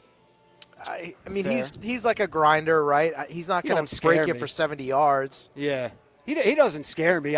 He's going to get a red zone touch, probably score a touchdown like he always does. But if we're looking at key matchups, I don't think he's one of mine. No, I mean he's not going to break it for 70 yards. In the regular season, he averaged 81 rushing yards a game. Right. Yeah, right. He's not scaring me. I think the Eagles they're fine when it comes to the Rams running attack. For me, it's McVay getting creative with Stafford, Rams getting the ball first, getting a lead early, throwing the Eagles off their balance a little bit, maybe forcing some things in the air, a couple 3-and-outs, right? Like that's how we can see this game going awry for the Philadelphia Eagles. So first quarter, first half is everything. Eagles defense need to flex their muscle, and you need to get Saquon going. I think that's the recipe for an Eagles win. Not to overthink any of this like we do. We can overthink it, but if you're Nick Sirianni and if you're Kellen Moore, I don't think you can overthink any of it. Just the KISS theory. Keep it simple, stupid. Keep it simple, stupid. Well, keep it simple, stupid. Well, now you sound like Chris Canty this morning on Unsportsmanlike. He said this. Not everybody's going to have the cards that the Philadelphia Eagles have. Now, that's a credit to Howie Roseman and the team that he's been able to put together, and by some good fortune for the Eagles because they had a division rival in the New York Giants that thought better than to try to keep Saquon Barkley. So I think it was the perfect confluence of events that allowed you to put together this team. And so when you have the number one defense in all of football, when you have the best offensive line in football, when you have the best running back in football, when you have a top 5 receiving tandem, you don't have to overcook it. There you go. PG set that up beautifully there. And Josh, great job by hitting that off the tee. We don't have to overthink this, right? But I will say this. One of my key matchups is going to be A.J. Brown and the Eagles passing attack. And I'm not saying A.J. Brown needs 12 catches for 140 yards and 3 touchdowns. If that happens, awesome. I'm not going to be mad at it. I don't think he'll be reading a book on the sidelines. I think the book is put away for good. I agree with that. Here's the thing with the book thing, and this has been documented by a lot of people. Apparently, he reads this book every game. I don't care, though. But go ahead, Josh. I don't care. It's like people are making out just because this one game it was caught on camera. Like, apparently the guy reads the book every game. Darius Slay has said it. Devonta Smith says he makes fun of him for it. Listen, the optics are the optics. But see, that's the problem. If they lose that game, that's the reality of what they do. If they lose the game, then it's a huge story. Yes, but is it a complete coincidence that he only had 3 targets and a catch? I mean, I don't know. If you want to say he's done it every game, okay, fine. But going into a playoff game, you have to know there's more cameras on you, dude. And he was frustrated. He was, at least from where I'm sitting, body language, he looked visibly frustrated. I don't blame him, though. I don't blame him. Neither do I. But One catch, 10 yards, 3 targets. But yes, I don't blame him either. But you can handle that behind closed doors. I just think it's a bad look. And we're going to talk about it in Philly. Well, of course, you're going to talk about it because people latch on to anything and everything. Well, yes, but that's our world. Right? Like, I'm not trying to blast the guy. I blasted him enough earlier in the week. I just think it's a bad look. It is a bad look. And again, if they lose that game against Green Bay, then it's a massive story that we're still talking about. I hate to ask it this way, but is it really a bad look, or are we just saying it's a bad look? Well, what's the perception? It's very What's the perception? unusual. It's just very unusual. No one really. Yeah. So what you're saying is something that's unusual is a bad look. No, not always, right? Not always, but sometimes yes. Right? Like sometimes, unfortunately, perception is reality, even when it isn't. Right? Like sometimes things can be misinterpreted and it could have a negative impact on you because of how it's interpreted and how stories blow up in professional sports, especially in a city like Philadelphia. So right? They've had to answer to that all week. Yeah, I mean, I don't. It's not fair, but I don't have a problem with him doing it. I kind of just have a problem with the way that it looks. I guess if that makes sense. Right, and he's a should smart probably guy. know about, He's a smart guy, and listen, I love that Sirianni defends his guys, but Sirianni's also a smart guy. You have to understand in pro sports in Philly, you have to understand that optics and perception, they do matter. They do matter, right? And I'm not buying that he actually needs that self-help motivational book in order for him to continue to play at an elite level. I'm sorry. I'm not buying that. So you're saying he's a liar? I'm saying that for him to be an all-pro wide receiver, if Nick Sirianni banned the book, his production would not drop. Jalen Hurts said it himself. He's never seen the guy actually read the book. So why is he doing Jalen said that Was it a jest, stunt? though. Was it a stunt? I don't know, but the way I read it, yes. See, that's and not... AJ's not doing any reading. But, I mean, you know. Okay, well, that's ridiculous because the guy's got tons of, bookmarks on there and highlights in that thing. I mean, that book looks red. Yeah.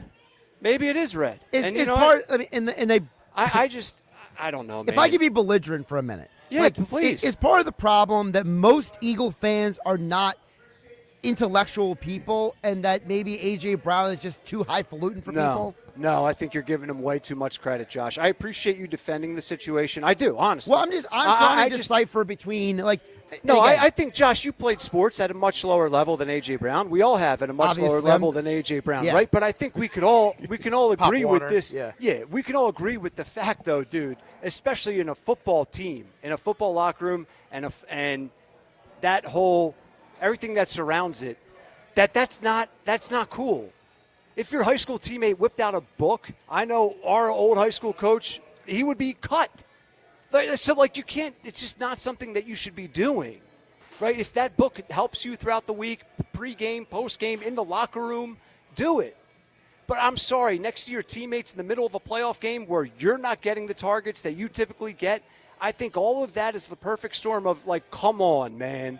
I think that's the only reasable response. Does it have T.O. sit-ups in my driveway type vibes to you in 2025? They're two very different situations. Very different people, too.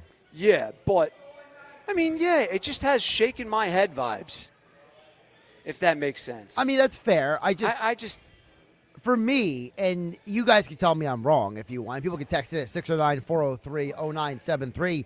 I just feel like I don't think these guys are going to get up at their locker or talk to the media and just straight out lie about stuff. You know what I mean? I don't think they're getting up there and being oh, yeah, I'm going to say this to get people to, I don't think A.J. Brown or Darius Slay or Devonta Smith are lying. No, but I don't think they're lying either, but I also think they know how to put out a fire, to limit chaos after there's a cap of the bottle already uncorked, right? You get what I'm saying, right?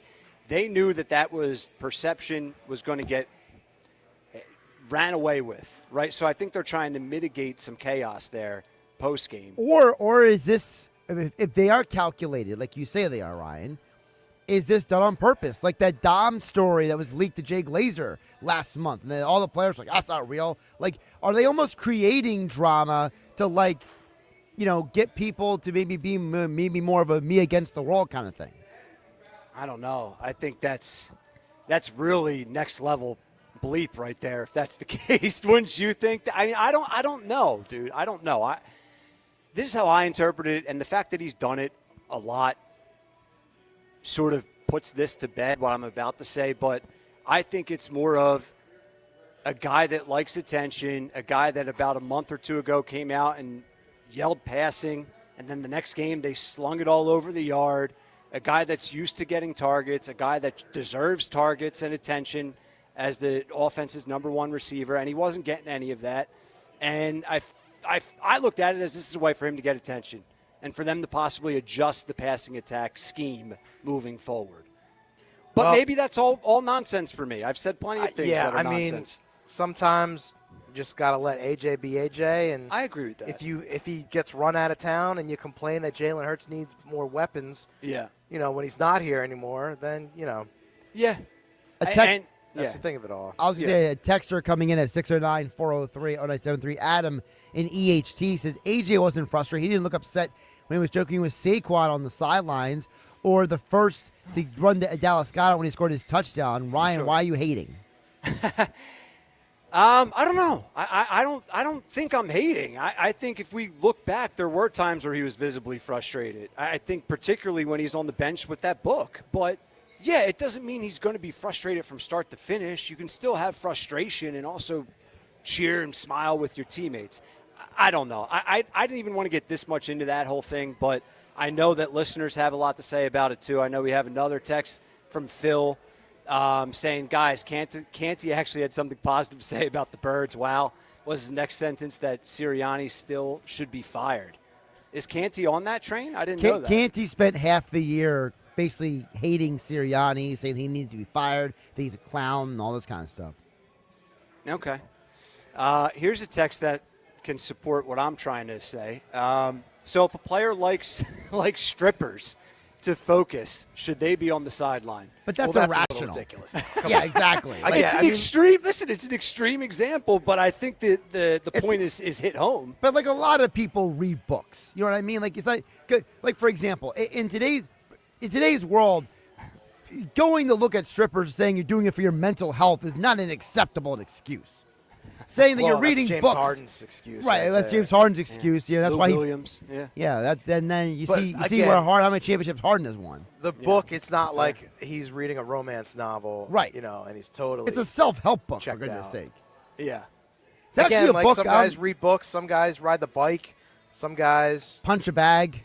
Maybe he's getting like 20% of all sales after he, whipped that book out too. I mean, then it's a great sales ploy, right? Yeah. Now he's a businessman, and I respect it, and I take back everything I said.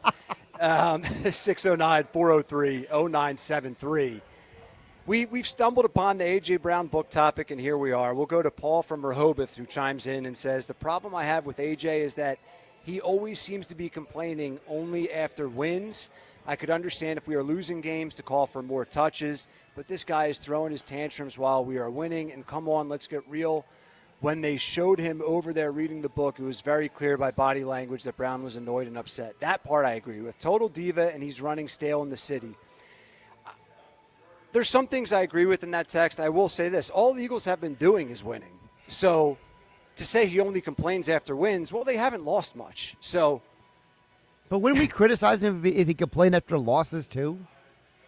Yeah, but I think to the texter's point, you understand it more after a loss. Like you understand complaining and the vibes maybe being down. Mm-hmm. But, my point with Jalen earlier, all he cares about is winning, right? And if the Eagles are winning, Jalen's not going to pull a selfish complaint post-game. I think that's the texter's point, if that's fair. I mean, it's fair. I mean, if you will humor me here for a minute, Ryan, sure. I wanted to play one of the points that Darius Slay made on his Big Play Slay podcast. As you know, Ryan, every player has a podcast now. Sure. So here was Darius Slay on his pod the other day. Some people go with crazy lunatics. I'm not seeing people break helmets and all that kind of stuff. It's kind of good to see him just sit there and read a book and da-da-da. And people are like, oh, he's doing that because he only got one catch for 10 yards. Look, we played Washington. This is I think it's like my third time seeing him do it. Like I was in Washington, as I run into the sideline, I see him with the book in his hand again and just reading it. And for you to think that's a problem, I think he had like 15 targets that game. I love Slay. The dude's never boring. Here's my one thing I'll say about it. I know we have to probably break soon, right, well, Josh? It's a deeper issue, though, because I don't know why the media continues to just try and chip away at this guy. And that's but another question. You know why, though, right? Why? Because of him whipping out the book on the sideline. But if you look at it, he is one of the major leaders of this football team, and he's a damn good player. Agree with all of that. And we need every bit of A.J. Brown that we can get. Agree with all of it. But isn't that sort of the argument against it, too? I don't know. I'll say this about the Slay comments.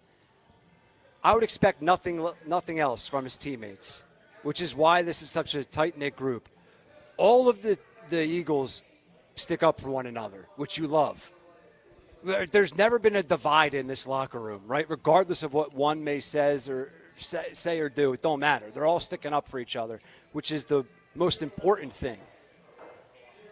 All right, we have to get to a break in a second. I just want to remind everyone that the 2 p.m. hour of the Bash was brought to you by Autumn Lake Healthcare Center, skilled nursing rehab with elite-level care in a warm and vibrant atmosphere. Visit autumnlakehealthcare.com to find a location near you. And the 3 p.m. hour is being sponsored by Broadleys Plumbing, Heating, and AC. Broadleys is your trusted source for heating and plumbing service and installation for generations. Give them a call at 609-390-3907, or you can visit them online at broadleys.net.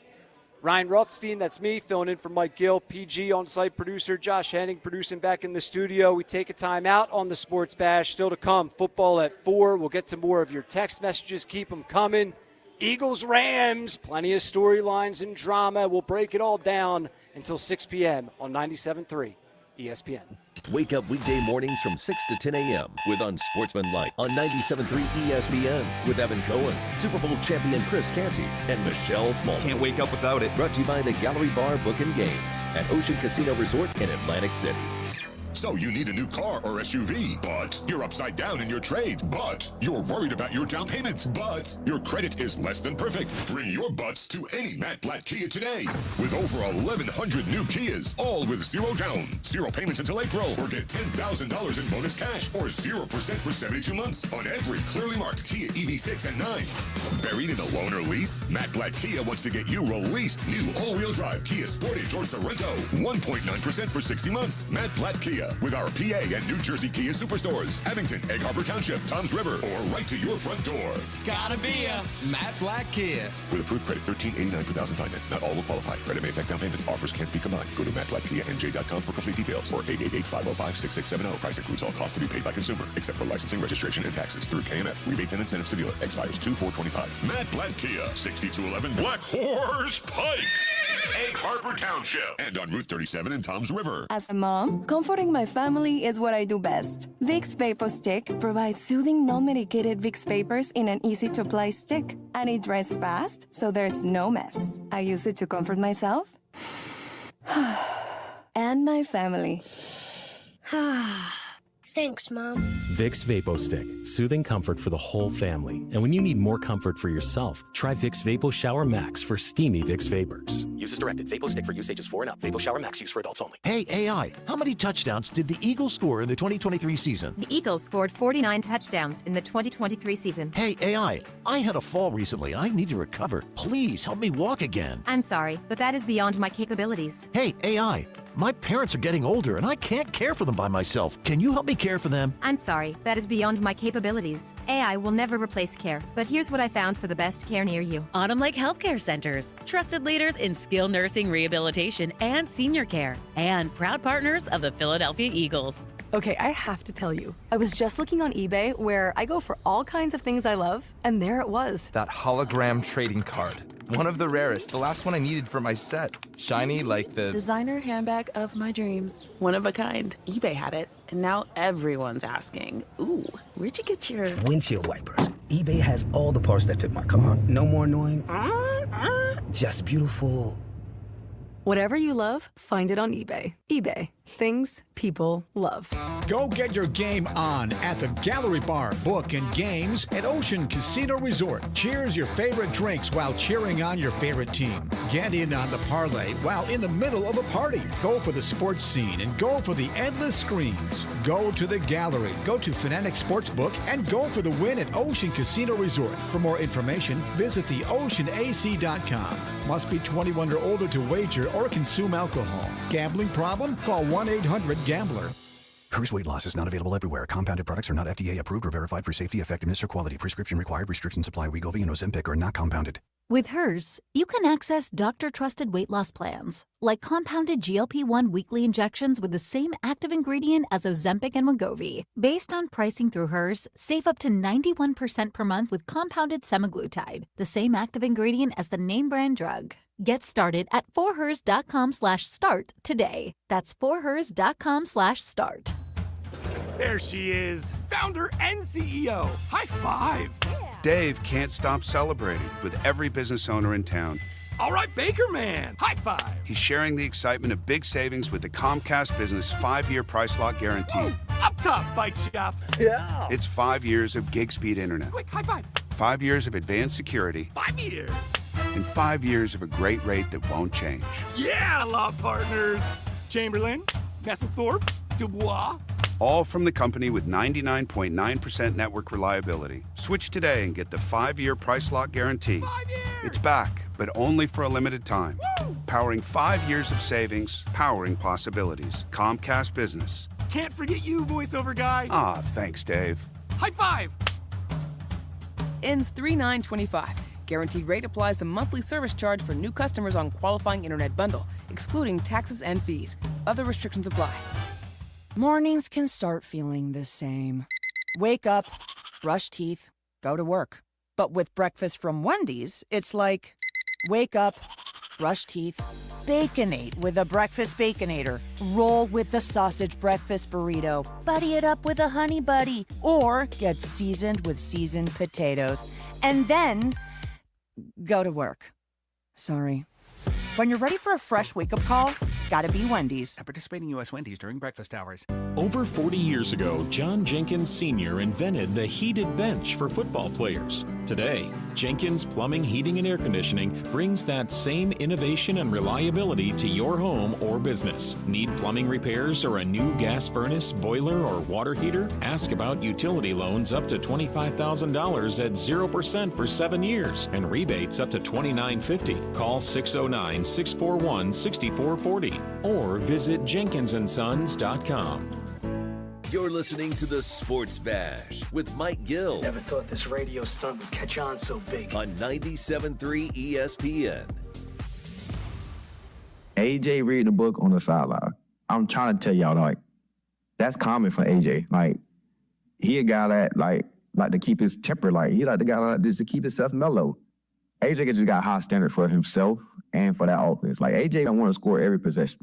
So he gets a little, you know what I'm saying, like every player do. He get a little frustrated. So for him to get out of hand and go crazy, he reads a little message that reminds himself to calm himself down. You know what I'm saying? Like, you know, hey, could be worse. All right, that's Slay.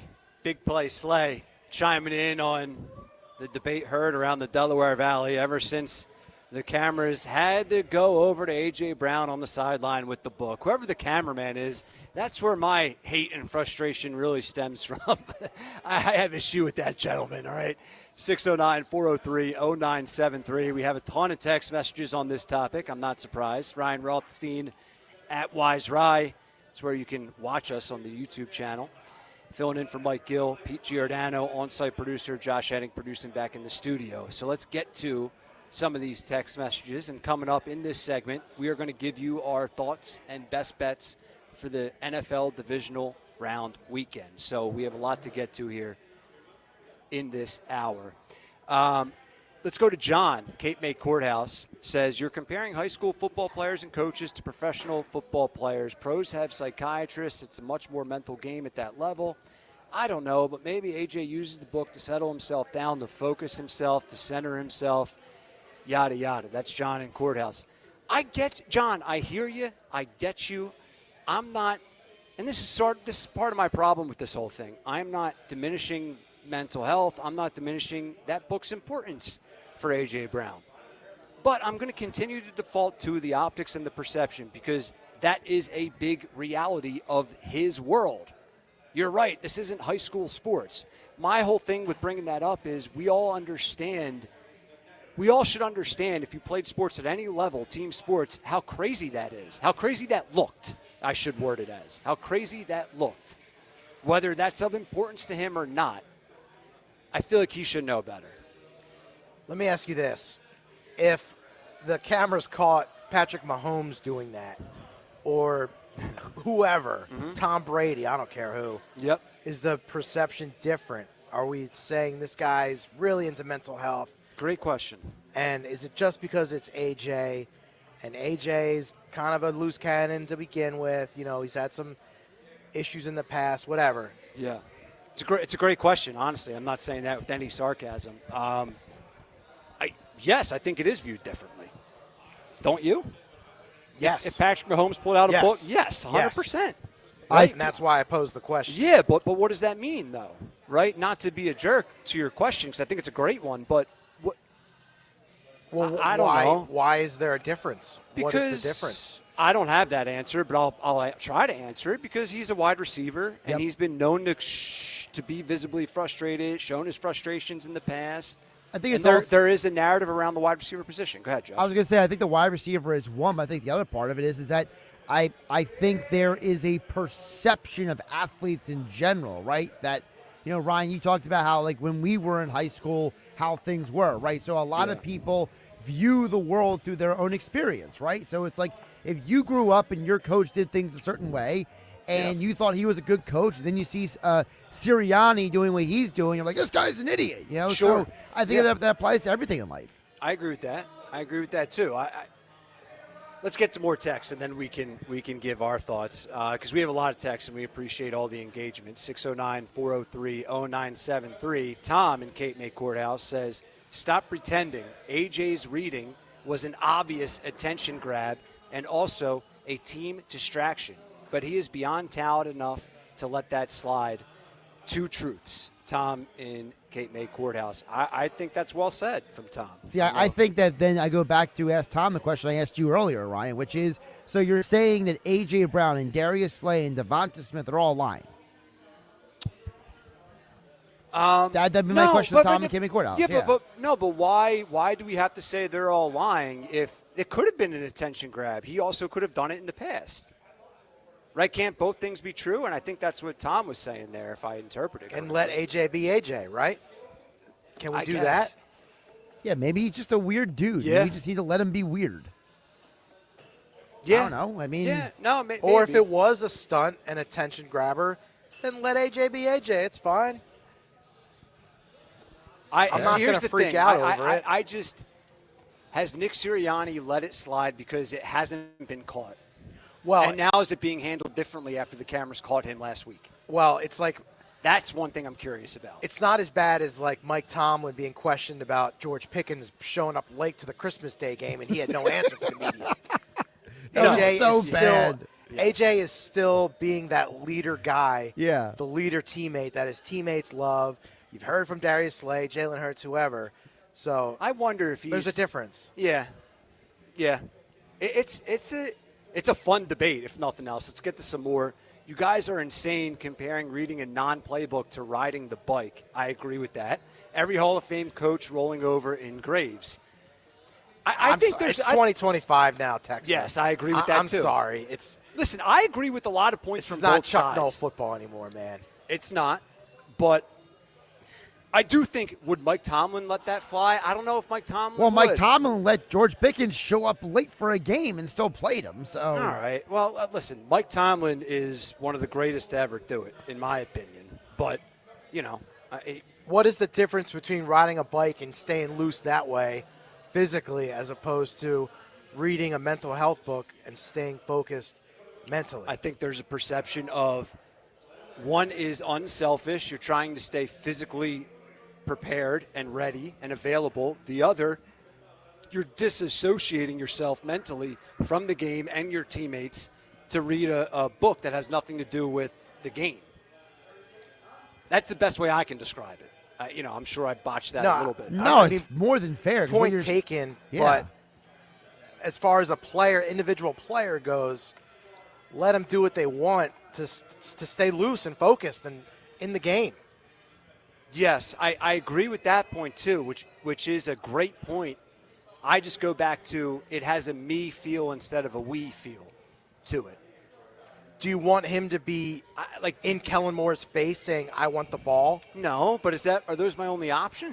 Is my only option? It might be. Do you want him to look at the blue tablet? Yeah. I mean, is that a better perception for you? If I can make an analogy, and I know it's not just stupid. I know it's not an apples to apples comparison, but like for example, just to use me, okay? Because I'm weird and I'm quirky and I'm an odd individual. So like, one of the things that Mike Gill likes to bust my chops about sometimes is like, Josh, you laugh at everything, and I always tell him, but like, well, Mike, you got two choices. Either I'm gonna try to enjoy life and laugh at things and be positive, or I'm just gonna be angry and negative all the time. You only get one or the other. Those are two extremes too, but I appreciate it. So it's like, I'm a passionate individual. So maybe for me, I look at A.J. Brown and I just see a guy who's trying to control his passions. That's how I look at it. I agree. I mean, if you want him to be looking at a blue tablet on the sidelines at the last offensive series, I mean, you're just too obsessed as a fan because he might have broken that tablet after watching some of those plays. AJ's always open. He doesn't need to look at a blue tablet. I don't know. What if you and IPG were trying to set up audio and Josh wasn't listening because he had to read a self-help motivational book in the middle of the show in order to get himself right? I'm just throwing idea. Maybe Josh should have done that to me pre-show and not during the middle of the show. I mean, you have to be part of the team here, whether you're going through stuff mentally or not. I mean, AJ is open even when he's not open. So yes, just throw him the ball. He doesn't need to do anything other than be a great player. 609-403-0973. Let's get to some more texts. If someone's reading a motivational book distracts you from doing your job as a professional, I think that says more about your focus than it does about his focus. That's a good point. I'll continue with the texter going on to say, the media all year has just tried to find anything to try and pinpoint a reason for a downfall that has never happened, preying on a downfall, basically. It reminds me of that Charlie Day, Pepe Sylvia board. It's always sunny in Philadelphia. The media has just been trying to chip away at this guy. Yeah. Since he's been here, That's really. what we do in Philly. I'm not saying it's okay. It's definitely not okay. But that goes into my whole point of you have to know better. You have to know better. That's I think that's the overall point, and it's not fair. I agree with the other side of the argument. It's not fair. Overall, I want to give Mike and Dover a hat tip for making the It's Always Sunny in Philadelphia reference. Yeah, I wasn't sure where he was going, but I got it late. Let's get to another one. It's obviously a message. He was saying, well, I'm not getting the ball, so I might as well do something else. It has nothing to do with mental health. With all the cameras that are at every game, someone would have some other footage in the past of him reading on the sideline. We would have seen it by now. I have seen photos, but I haven't seen any video, for whatever that's worth. Sure. Yeah. I don't know what the difference between a photo and a video would be. I mean, yeah, no, I don't know either. We're really diving into that. That's really cutting the hairs there, buddy.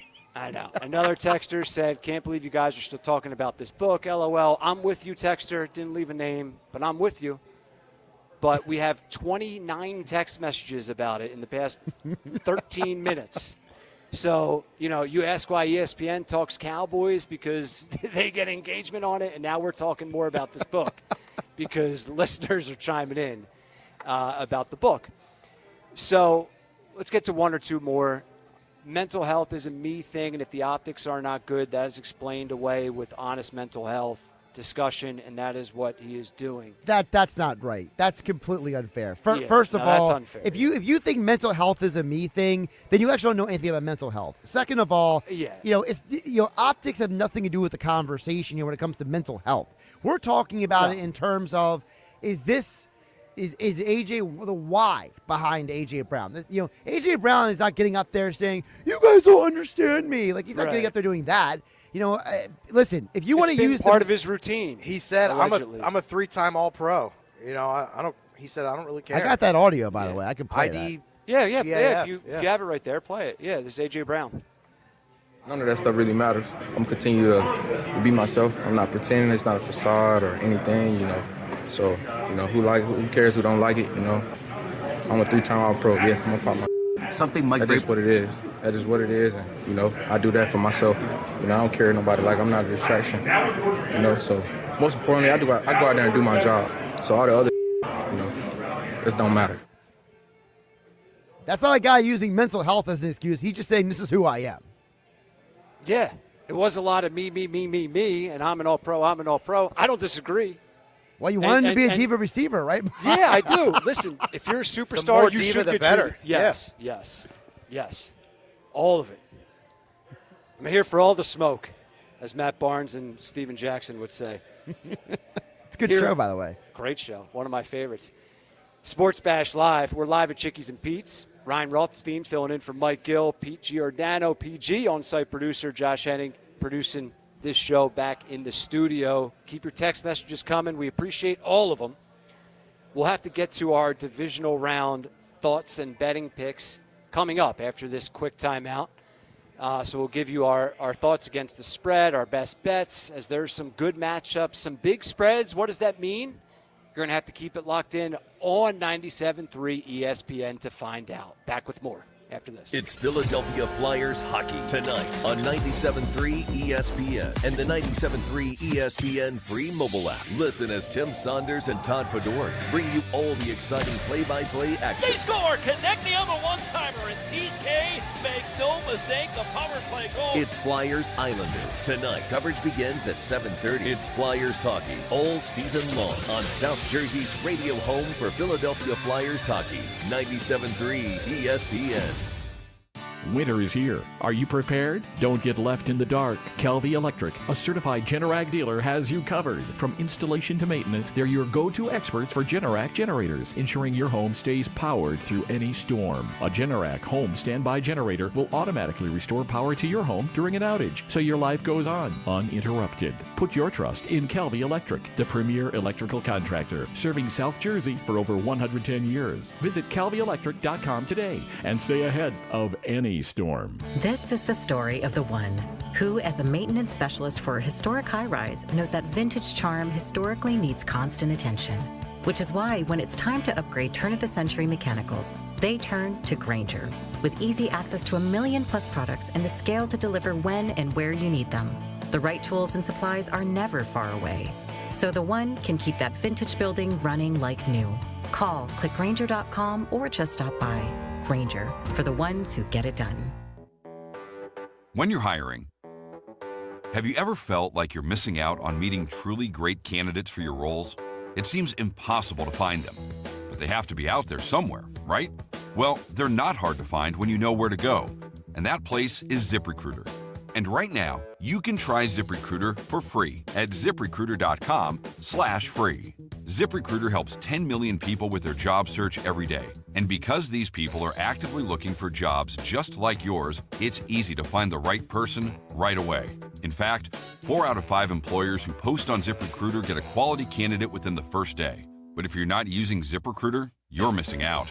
So see what it's like when the impossible is easy. When you go to ZipRecruiter.com/free right now to try ZipRecruiter for free. Once again, that's ZipRecruiter.com/free. ZipRecruiter.com/free. Never miss out on great candidates with ZipRecruiter. Breaking news, and this one.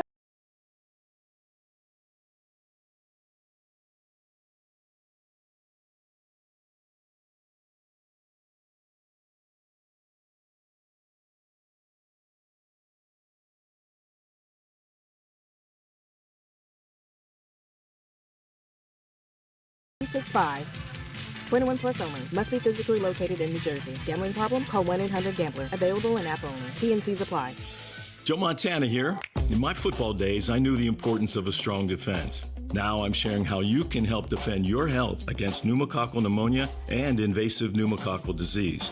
Are you 50 or older like me? The CDC now recommends vaccination against pneumococcal disease. Even if you're healthy, your age puts you at increased risk and over 6 times greater risk of hospitalization with pneumococcal pneumonia than adults under 50. Schedule your appointment today at vaxassist.com. Sponsored by Pfizer. My brother-in-law died suddenly, and now my sister and her kids have to sell their home. That's why I told my husband we could not put off getting life insurance any longer. An agent offered us a 10-year, $500,000 policy for nearly $50 a month. Then we called SelectQuote. SelectQuote found us identical coverage for only $19 a month, a savings of $369 a year. Whether you need a $500,000 policy or a $5 million policy, SelectQuote could save you more than 50% on term life insurance. For your free quote, call SelectQuote at 1-800-478-6688. That's 1-800-478-6688. Or go to SelectQuote.com. 1-800-478-6688. That's 1-800-478-6688. SelectQuote. We shop. You save. Full details on example policies at selectquote.com/commercials. It's playoff football time, Eagles fans, and you know what that means. It's Miller time. Whether you're cheering at the stadium, hosting the ultimate watch party, or just kicking back with friends, Miller Lite is here to keep the good times flowing. Crisp, refreshing, and always ready for game day, Miller Lite is proud to be the official partner of your Philadelphia Eagles. Celebrate the playoffs with Miller Lite, because great taste is always worth cheering for. Enjoy responsibly. Miller Brewing Company, Milwaukee, Wisconsin. You're listening to The Sports Bash with Mike Gill on 97.3 ESPN and the free mobile app.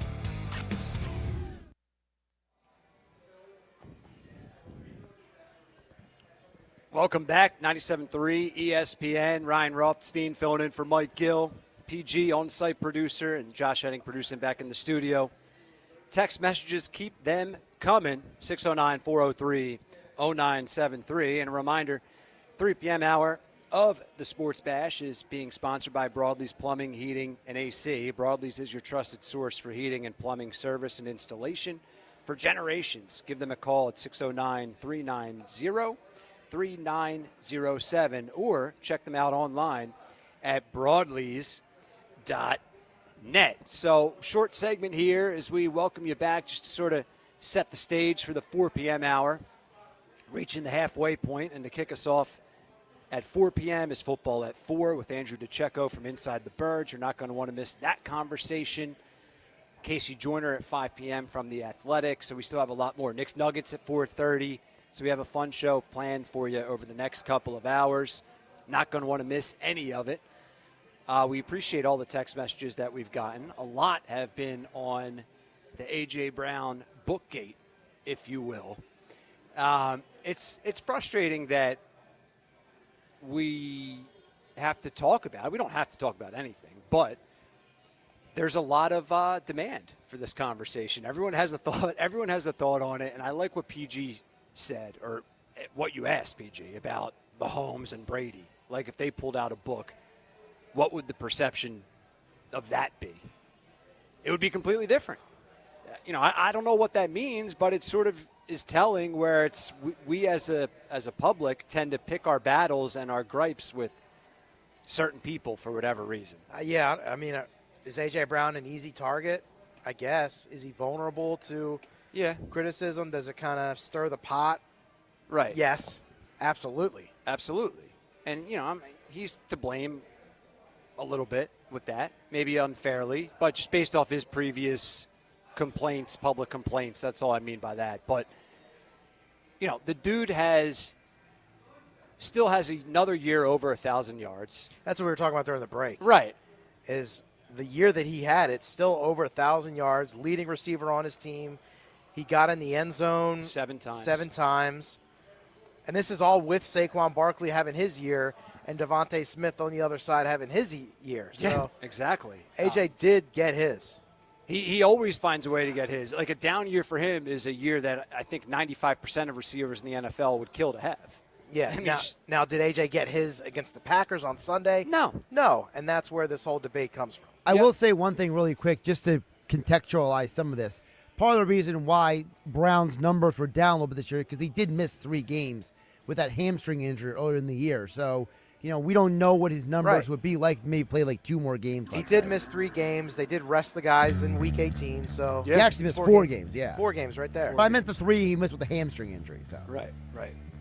Yeah, it's been an impressive year for a lot of Eagles players on both sides of the ball. I think we can all agree on that.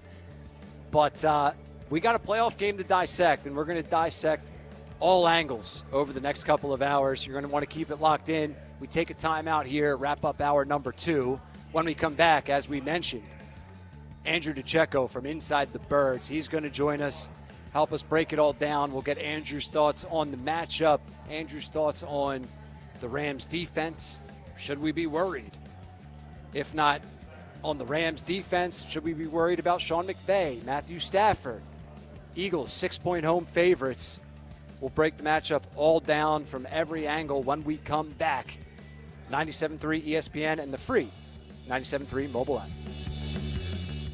This is the home of Philadelphia Eagles playoff football. It's the NFC divisional round of the playoffs as the Eagles host the LA Rams this Sunday at the Link. Nice catch by Goddard, who breaks the tackle across the 5. Touchdown! Goddard, beast, pushes him in the face twice and into the end zone. Eagles radio network coverage begins at 2 p.m. Merrill Reese and Mike Quick call all the action starting at 3 p.m. This is South Jersey's official home for Eagles playoff football. 97.3 ESPN. Caesars Sportsbook is the only sportsbook app with Caesars Rewards. That means win or lose, every bet you place brings you closer to the type of perks only Caesars can offer. So download the app using promo code RADIODYW and place your first bet of $1 or more for a chance to double your winnings on your next 10 bets. Open to new users in New Jersey who are 21 or older. Max bet $25 for boosted winnings. Max additional winnings $25,000 per bet. Prop boost tokens expire 14 days after receipt. For terms, Caesars.com/promos. If you or someone has a gambling problem, call 1-800-GAMBLER. Welcome to Staples. I am so pumped. My business is going to kill it this year. Awesome. How can I help? First, a new computer. With Staples Home and Office Hot Deals, you save big on tech. And new posters. Save on custom printing, too. And, a new chair? A chair? Who has time to sit? Maybe all your new clients? Now you're talking. With Staples Home and Office Hot Deals, you'll find huge savings on custom prints, storage, chairs, and tech. And now save up to $175 off your print order. Exclusions apply. Visit staples.com/print for details. Ends 2/1. Hey, if you have ugly yellow toe fungus, you gotta hear about the secret 2-minute trick that I found for my husband. It works from both the inside and the outside. Thousands of people are using it to get rid of their toe fungus. You can check it out at crystalflush.com. Jake started off with a small spot on his big toe and then it spread and got really bad. His toes were nasty. It was so embarrassing. He was afraid to take his socks off. He hid his yellow and crumbly toes from everyone. He tried everything to get rid of it. Nothing helped. And then we found crystalflush.com. It was the only thing that worked. In just a few weeks, his toes looked amazing. He's now walking around barefoot again. You guys need to try this. I'm telling you, this stuff is different. It's not sold in stores, but go check it out at crystalflush.com. They'll even let you try it risk-free so you have nothing to lose. But whatever you do, don't let it get worse. You don't have to live with this anymore. Go check it out now. Just click over to crystalflush.com. At NJM Insurance, we're like a symphony. It all starts by doing the right thing. Add in dedicated reps and put policyholders first. But no jingles or mascots because it's just not us. Insurance underwritten by NJM Insurance Company and its subsidiaries. Texting privacy policy and terms and conditions posted at textplan.us. Texting enrolls for recurring automated text marketing messages. Message and data rates may apply. Reply stop, opt out. Individual results may vary. Consult a doctor prior to use. You've lost so much weight. How'd you do it? I got medical treatment for weight loss through Zelty and lost 50 pounds. I struggled for the longest time, but Zelty makes it easy and affordable to get weight loss treatment 100% online. Zelty providers can prescribe FDA-approved weight loss medications clinically shown to help people lose weight, like Wegovy, Zepbound, and others. I've heard those medications can help you lose weight, but aren't they expensive? Zelty can help get the medication covered by insurance, so it's as little as $0 a month. What if you don't have insurance? No problem. Zelty may be able to help you get other GLP-1 medications for 80 to 90% off the price of name brand medications. I'm ready to start losing weight. How do I get started with Zelty? Just text. Text SKINNY to 200-300 to get started today with Zelty and see if weight loss medications like Wegovy and Zepbound are right for you. Don't wait. Text now for a link to your exclusive offer. Text SKINNY to 200-300. That's SKINNY to 200-300. SKINNY to 200-300. This is the story of the one who, as a maintenance specialist for a historic high-rise, knows that vintage charm historically needs constant attention. Which is why when it's time to upgrade turn-of-the-century mechanicals, they turn to Grainger. With easy access to 1 million-plus products and the scale to deliver when and where you need them. The right tools and supplies are never far away. So the one can keep that vintage building running like new. Call, click Grainger.com, or just stop by. Grainger, for the ones who get it done. Cooper's our new neighbor down the shore. Introducing Cooper University Hospital, Cape Regional. Healthcare is going to improve in Cape May County. We're excited to bring our award-winning care to our new neighbors in Cape May and Atlantic counties. You'll have greater access to top specialists, advanced technology, innovative treatments, and outstanding cancer care at MD Anderson Cancer Center at Cooper. Cooper University Healthcare. Extraordinary happens here. Home of the Philadelphia Eagles. They've got him again! Sixers. Bang! It's good! Ball game! And Flyers. Tipped in front of the net! 97.3 ESPN. WENJ. WENJ HD. Millville, Atlantic City. A Town Square media station serving all of South Jersey. 97.3 ESPN presents The Sports Bash with Mike Gill. It's time for Football at 4 with Andrew DeCecco. Powered by the Inside the Birds podcast. We're never satisfied. That hunger for more. That hunger for more. I have it. Everyone has it. Now live, this is Football at 4. That's right. Football at 4, powered by Inside the Birds, as we welcome in Andrew DeCecco to join us for our Eagles talk, previewing the Eagles-Rams showdown at the Link. Birds 6-point home favorite. Plenty to be excited about. Obviously, another excellent season from the Philadelphia Eagles. They get a win at home over the Green Bay Packers, just dominating, at least on the defensive side of the ball. Some questions that we've already outlined earlier in the show on the offensive side. So we'll get Andrew's key matchups, keys to a victory for the Eagles, things we should keep an eye on the other side of the fence as it relates to the Los Angeles Rams as they come off their wild card win over Sam Darnold and the Minnesota Vikings. So let's get to it now. Andrew, how we doing, man? It's been a while. Excited to chat it up with you for a few minutes here talking some Birds. Doing well, my friend. Doing well. All right, so let's get right to it here. We've touched a lot on the passing attack, how it's not been pretty. At least we can say that for the Green Bay game as the Eagles get the win 22-10. Jalen Hurts, 13 completions, 131 passing yards.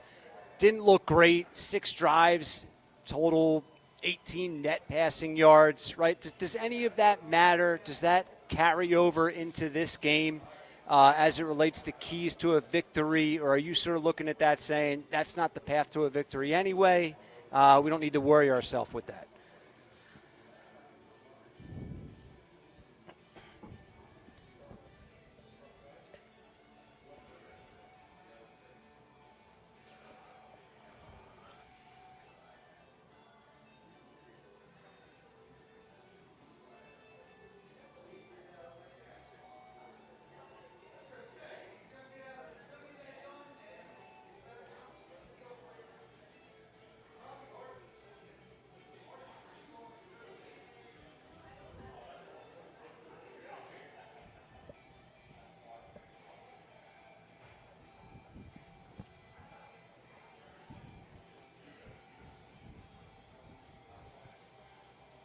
Sure.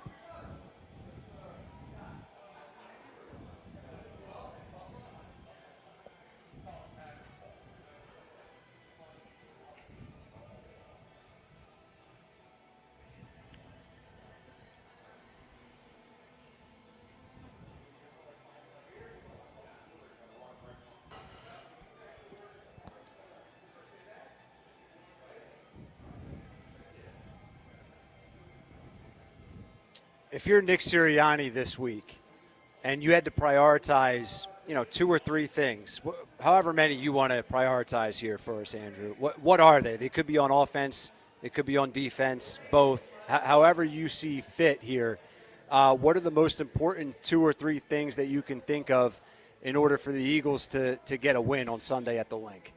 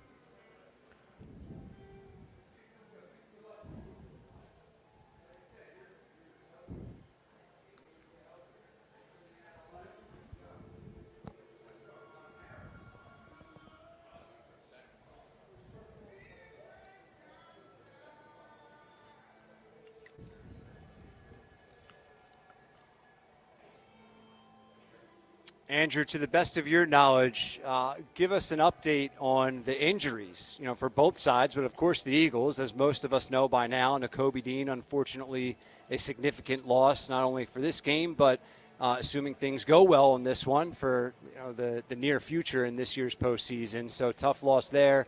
But talk about any other key injuries that you have highlighted.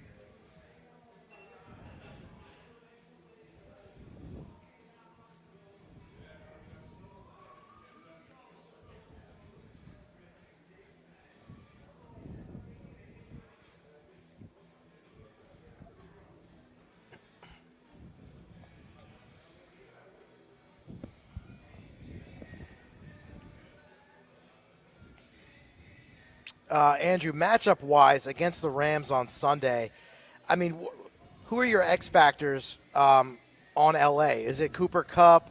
Is it Matthew Stafford? We know Puka Nacua can get his, but a guy like Cooper Kupp has really not had a good season as of late, only one catch in that Vikings game. To you, who is the X factor on the Rams?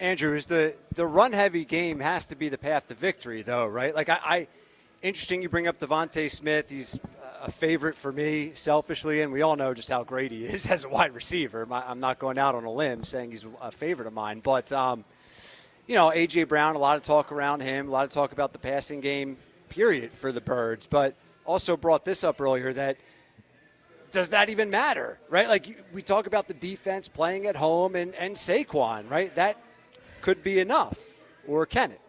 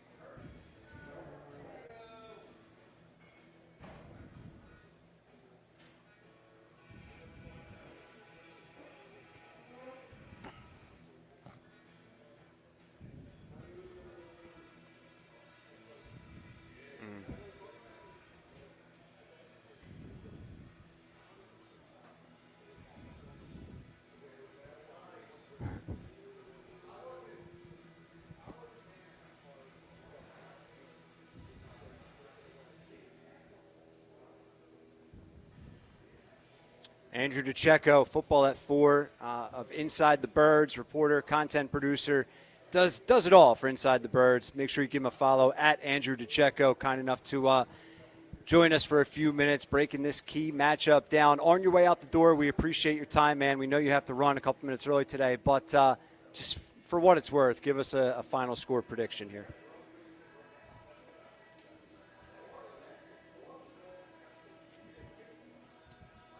(24-17) from Andrew DiCecco. There it is. Andrew, we appreciate it, man. Thanks for your time. All right, you as well. At Andrew DiCecco on X and social media from Inside the Birds for Football at 4. So 24-17, that seems like a comfortable win, 41. Not as comfortable as the Packers win. It's a cover. So it's a cover, so it's comfortable, but maybe Packers get a late score or something like that happens. So right. To me, I'm on that train.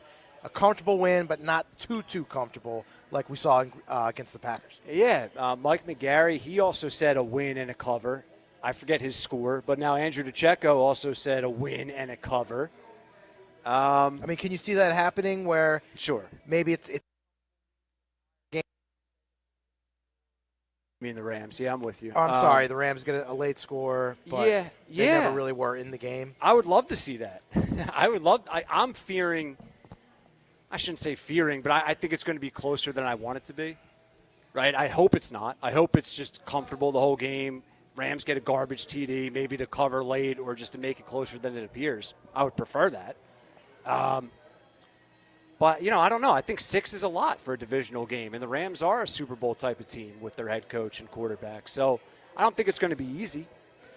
But I mean, looking at it, 6 is a low number compared to we can get into it. KC -8, Detroit, Washington. I know. And, of course, the Baltimore Bills game is only a 1-point spread. But no, yeah, let's do it now. I mean, that's the only close one. The Ravens-Bills, that's a pick 'em at 1.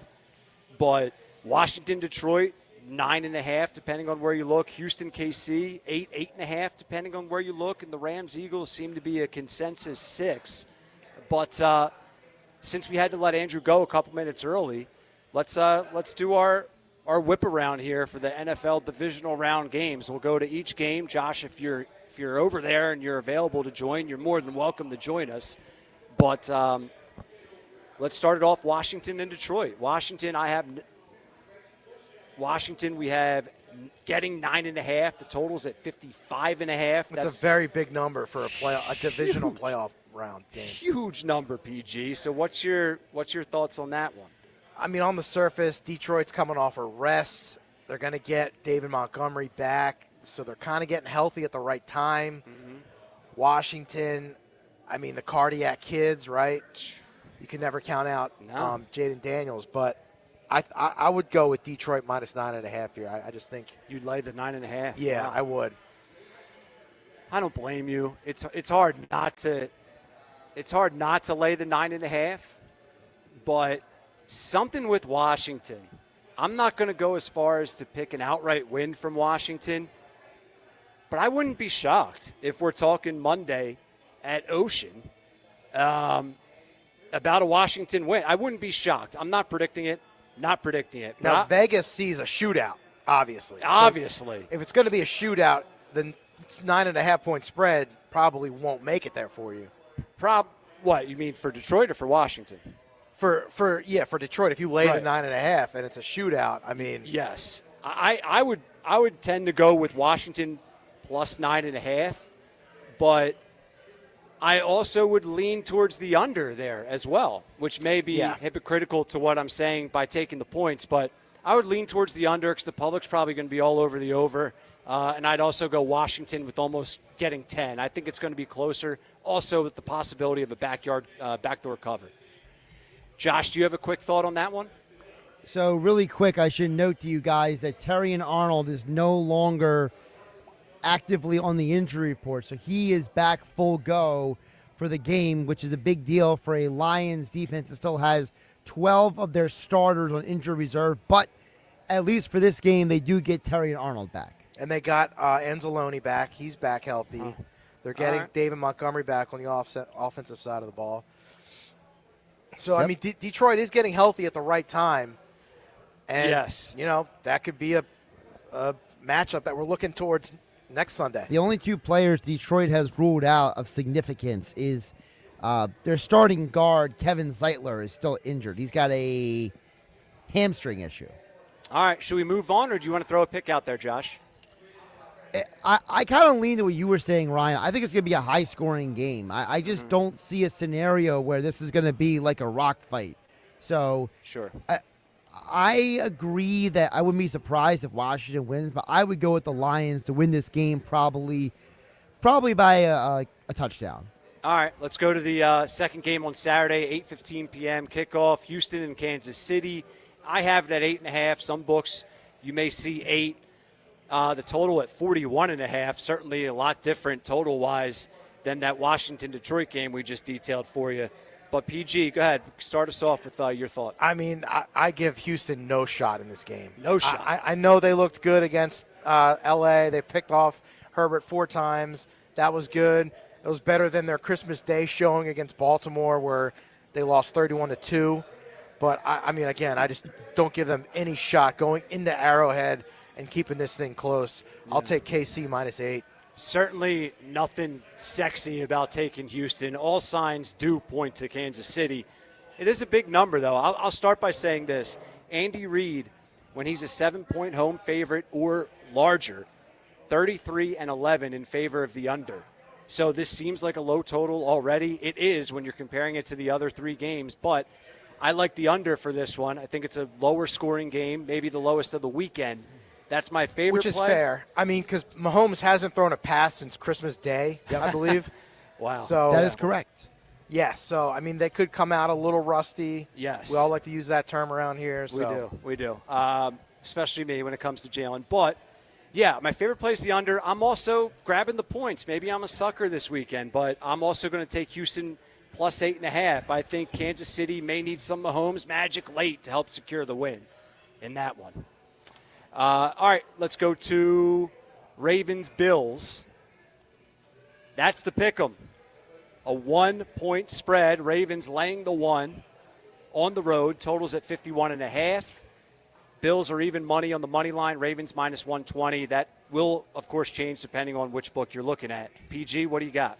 I mean, this game has all the makings of, that those times where the divisional game should have been the AFC Championship game. Yeah. I mean, I think if you look at this game, Bills-Ravens, temperature of 20 degrees at Orchard Park in Buffalo. I'm probably going to go with Buffalo, though, at home. I just think this season's been about one thing in the AFC, and that's Josh Allen against Patrick Mahomes in the AFC title game. So give me Buffalo +1. I like it. I'm with you. I want that matchup. We're looking ahead a little bit. Bills-Chiefs. I'm also going to stick with my history of my opinion on Lamar Jackson. Listen, Lamar hasn't had to do as much this year with Derrick Henry. That offense is extremely dangerous. They are extremely dominant. Would not be surprised, obviously, if the Ravens win and essentially a pick 'em here in probably the most intriguing matchup, putting our bias aside, of the weekend. But I'm going Bills. Josh Allen has just had too special of a year. They're at home. That's certainly going to help them. I think it's a nail-biter game, literally and figuratively. I think the Bills win.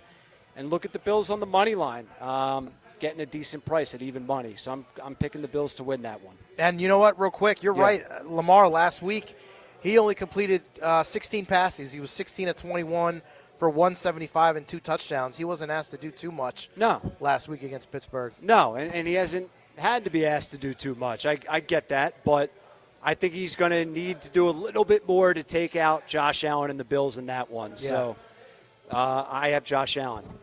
Man, what an awesome AFC title game that would be. We all want Bills-Chiefs. Of course we do. Yeah. Right. And I agree with you. I think we will my biggest reason, guys, it's in Buffalo.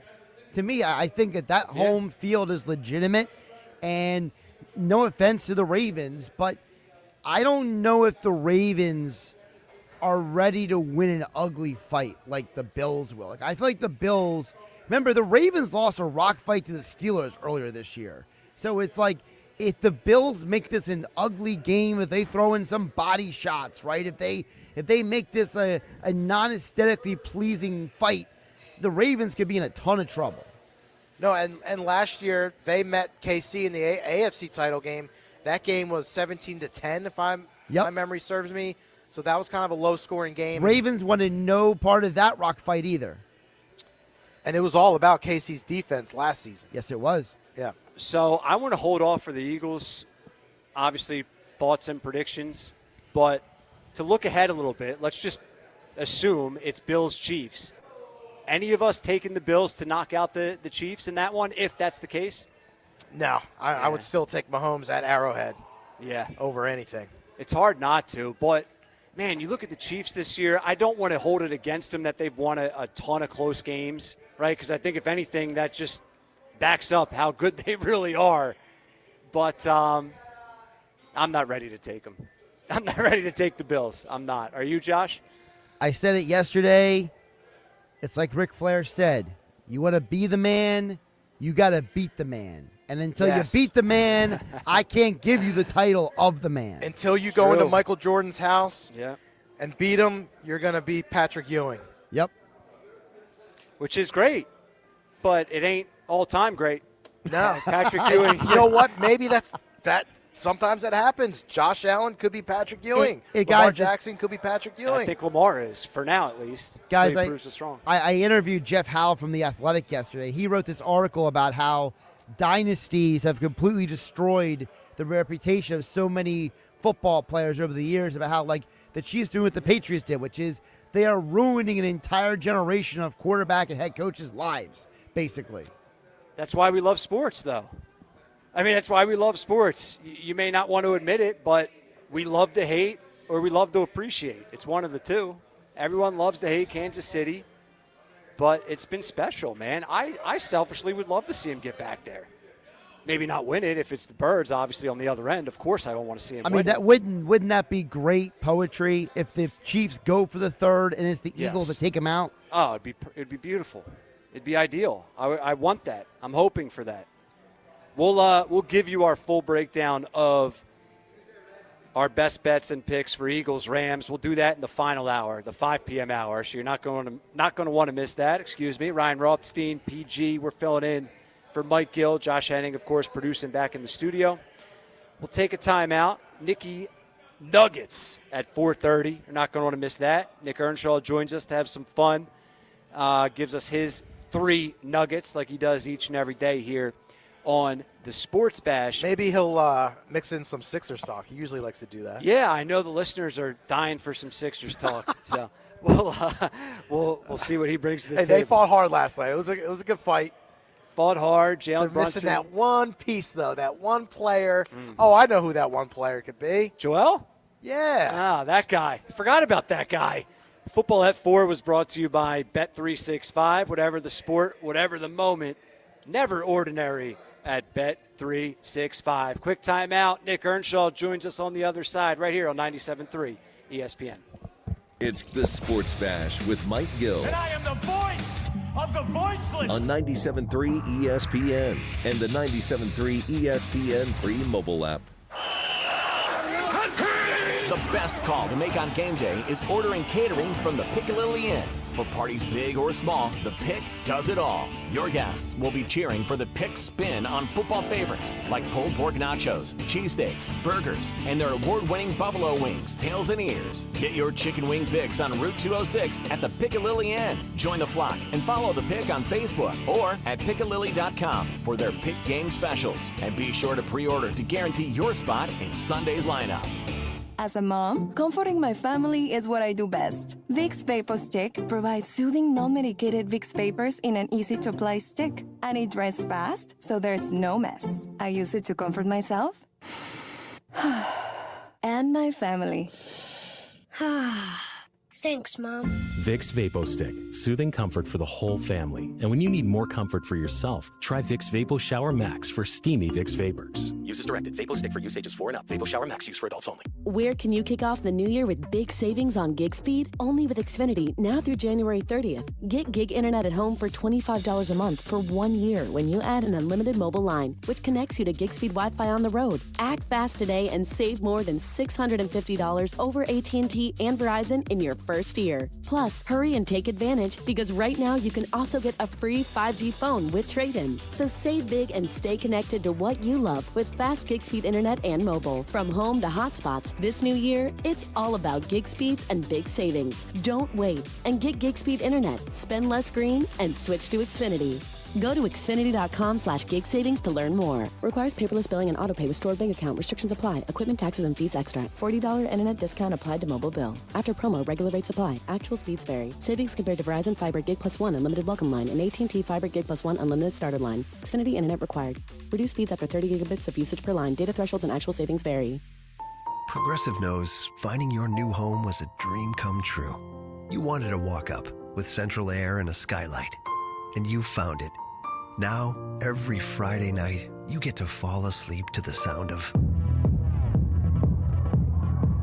your downstairs neighbors' dance parties. Progressive can't save you from your noisy neighbors, but we can save you money when you bundle your home and auto with us. Get a quote at Progressive.com. Progressive Casualty Insurance Company affiliates and other insurers not available in all states. Breaking news coming in from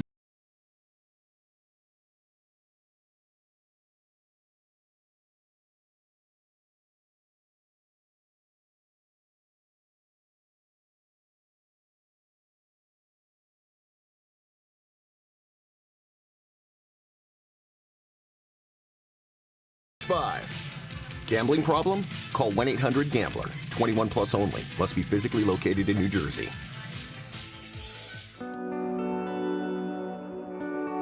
Flex Premium Athleisure is softness that plays hard.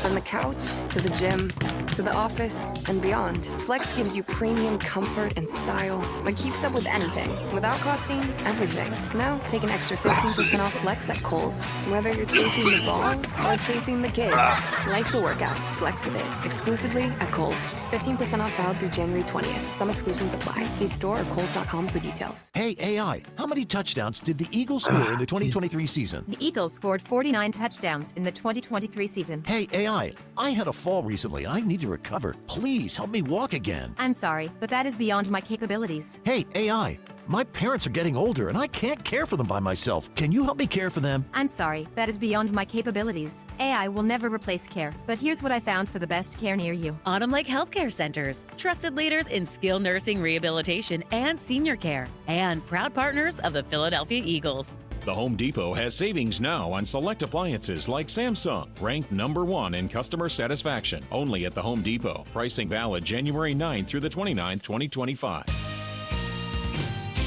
This is the Town Square, New Jersey Info and Weather Network. Progressive Insurance presents the Sports Flash on 97.3 ESPN.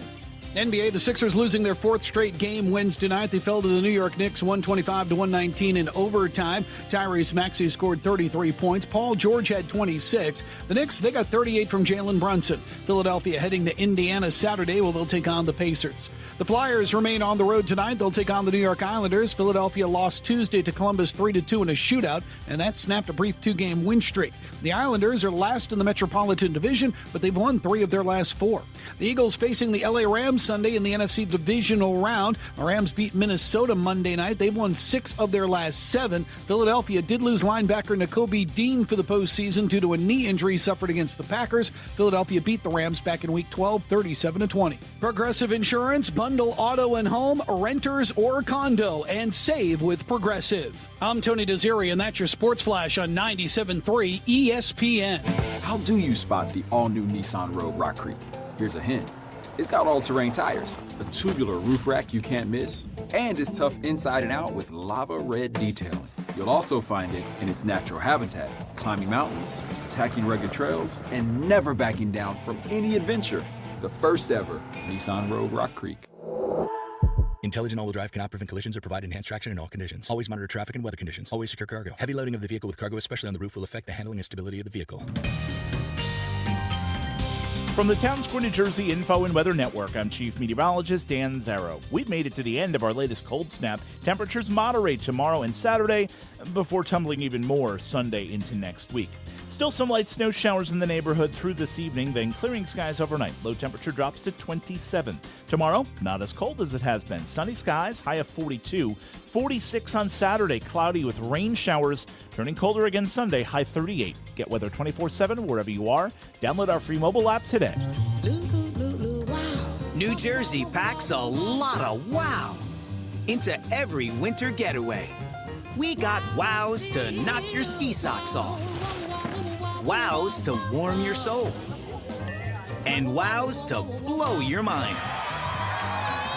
New Jersey, it's one wow after another. Find your wow at visitnj.org. New Jersey, little state, lot of wow. We have the perfect solution for sitting in traffic. You come with me. The Sports Bash with Mike Gill on 97.3 ESPN and the 97.3 ESPN free mobile app.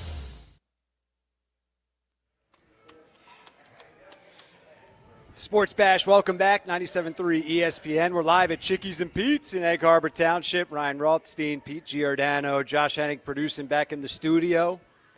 And it's 4:30, so you already know what time it is. Nicky Nuggets, Nicky Nugs, Nicky Nosebleeds. He's got a blazer on. I mean, wow, you were sitting here with Eagles stuff on. Dude, I mean. And Nuggets has a nice button up and a guy's blazer going. Flexing, dude. Just flexing on him. What's the occasion, man? With the button all the way buttoned up to the top, no tie. I mean, talk about swag. We're dressed like sports bums over here. Yeah, that's what we are, That's man. true. Let's just call it like how it is. Nicky Earnshaw, we welcome you back. Always look forward to this segment here. So what's happening, bro? What's going on, guys? Yeah, I wish I was in some Eagles gear, too. I do have Eagles memorabilia I could put on my suit as well. But, yeah, I got an event going on. I got I do have Eagles cufflinks. That's the word I was looking for. He's like, I wish I could slum it like you guys, but unfortunately, I'm a real human being. I have an event I'm going to right after this, so that's why I'm a little dressed up. This is not my usual attire. It feels I hate dressing up. There's nothing worse than it. I can't take it anymore. But as we get into it, I heard you guys before the break, and I was going to save this for the final nugget of the day. I got to bring up the 76ers. It would not be a Knicks Nuggets in the wintertime without bringing up the 76ers. I was at the game last night, by the way. And, oh, my goodness, it was an atrocity. Let me tell you. I know it was a close game. I get it. They fought hard. Great. Oh, it's wonderful. We love to see a little fight out of the 76ers. Fine. But I will tell you what. Walking into that building, I felt like I was at Madison Square Garden last night.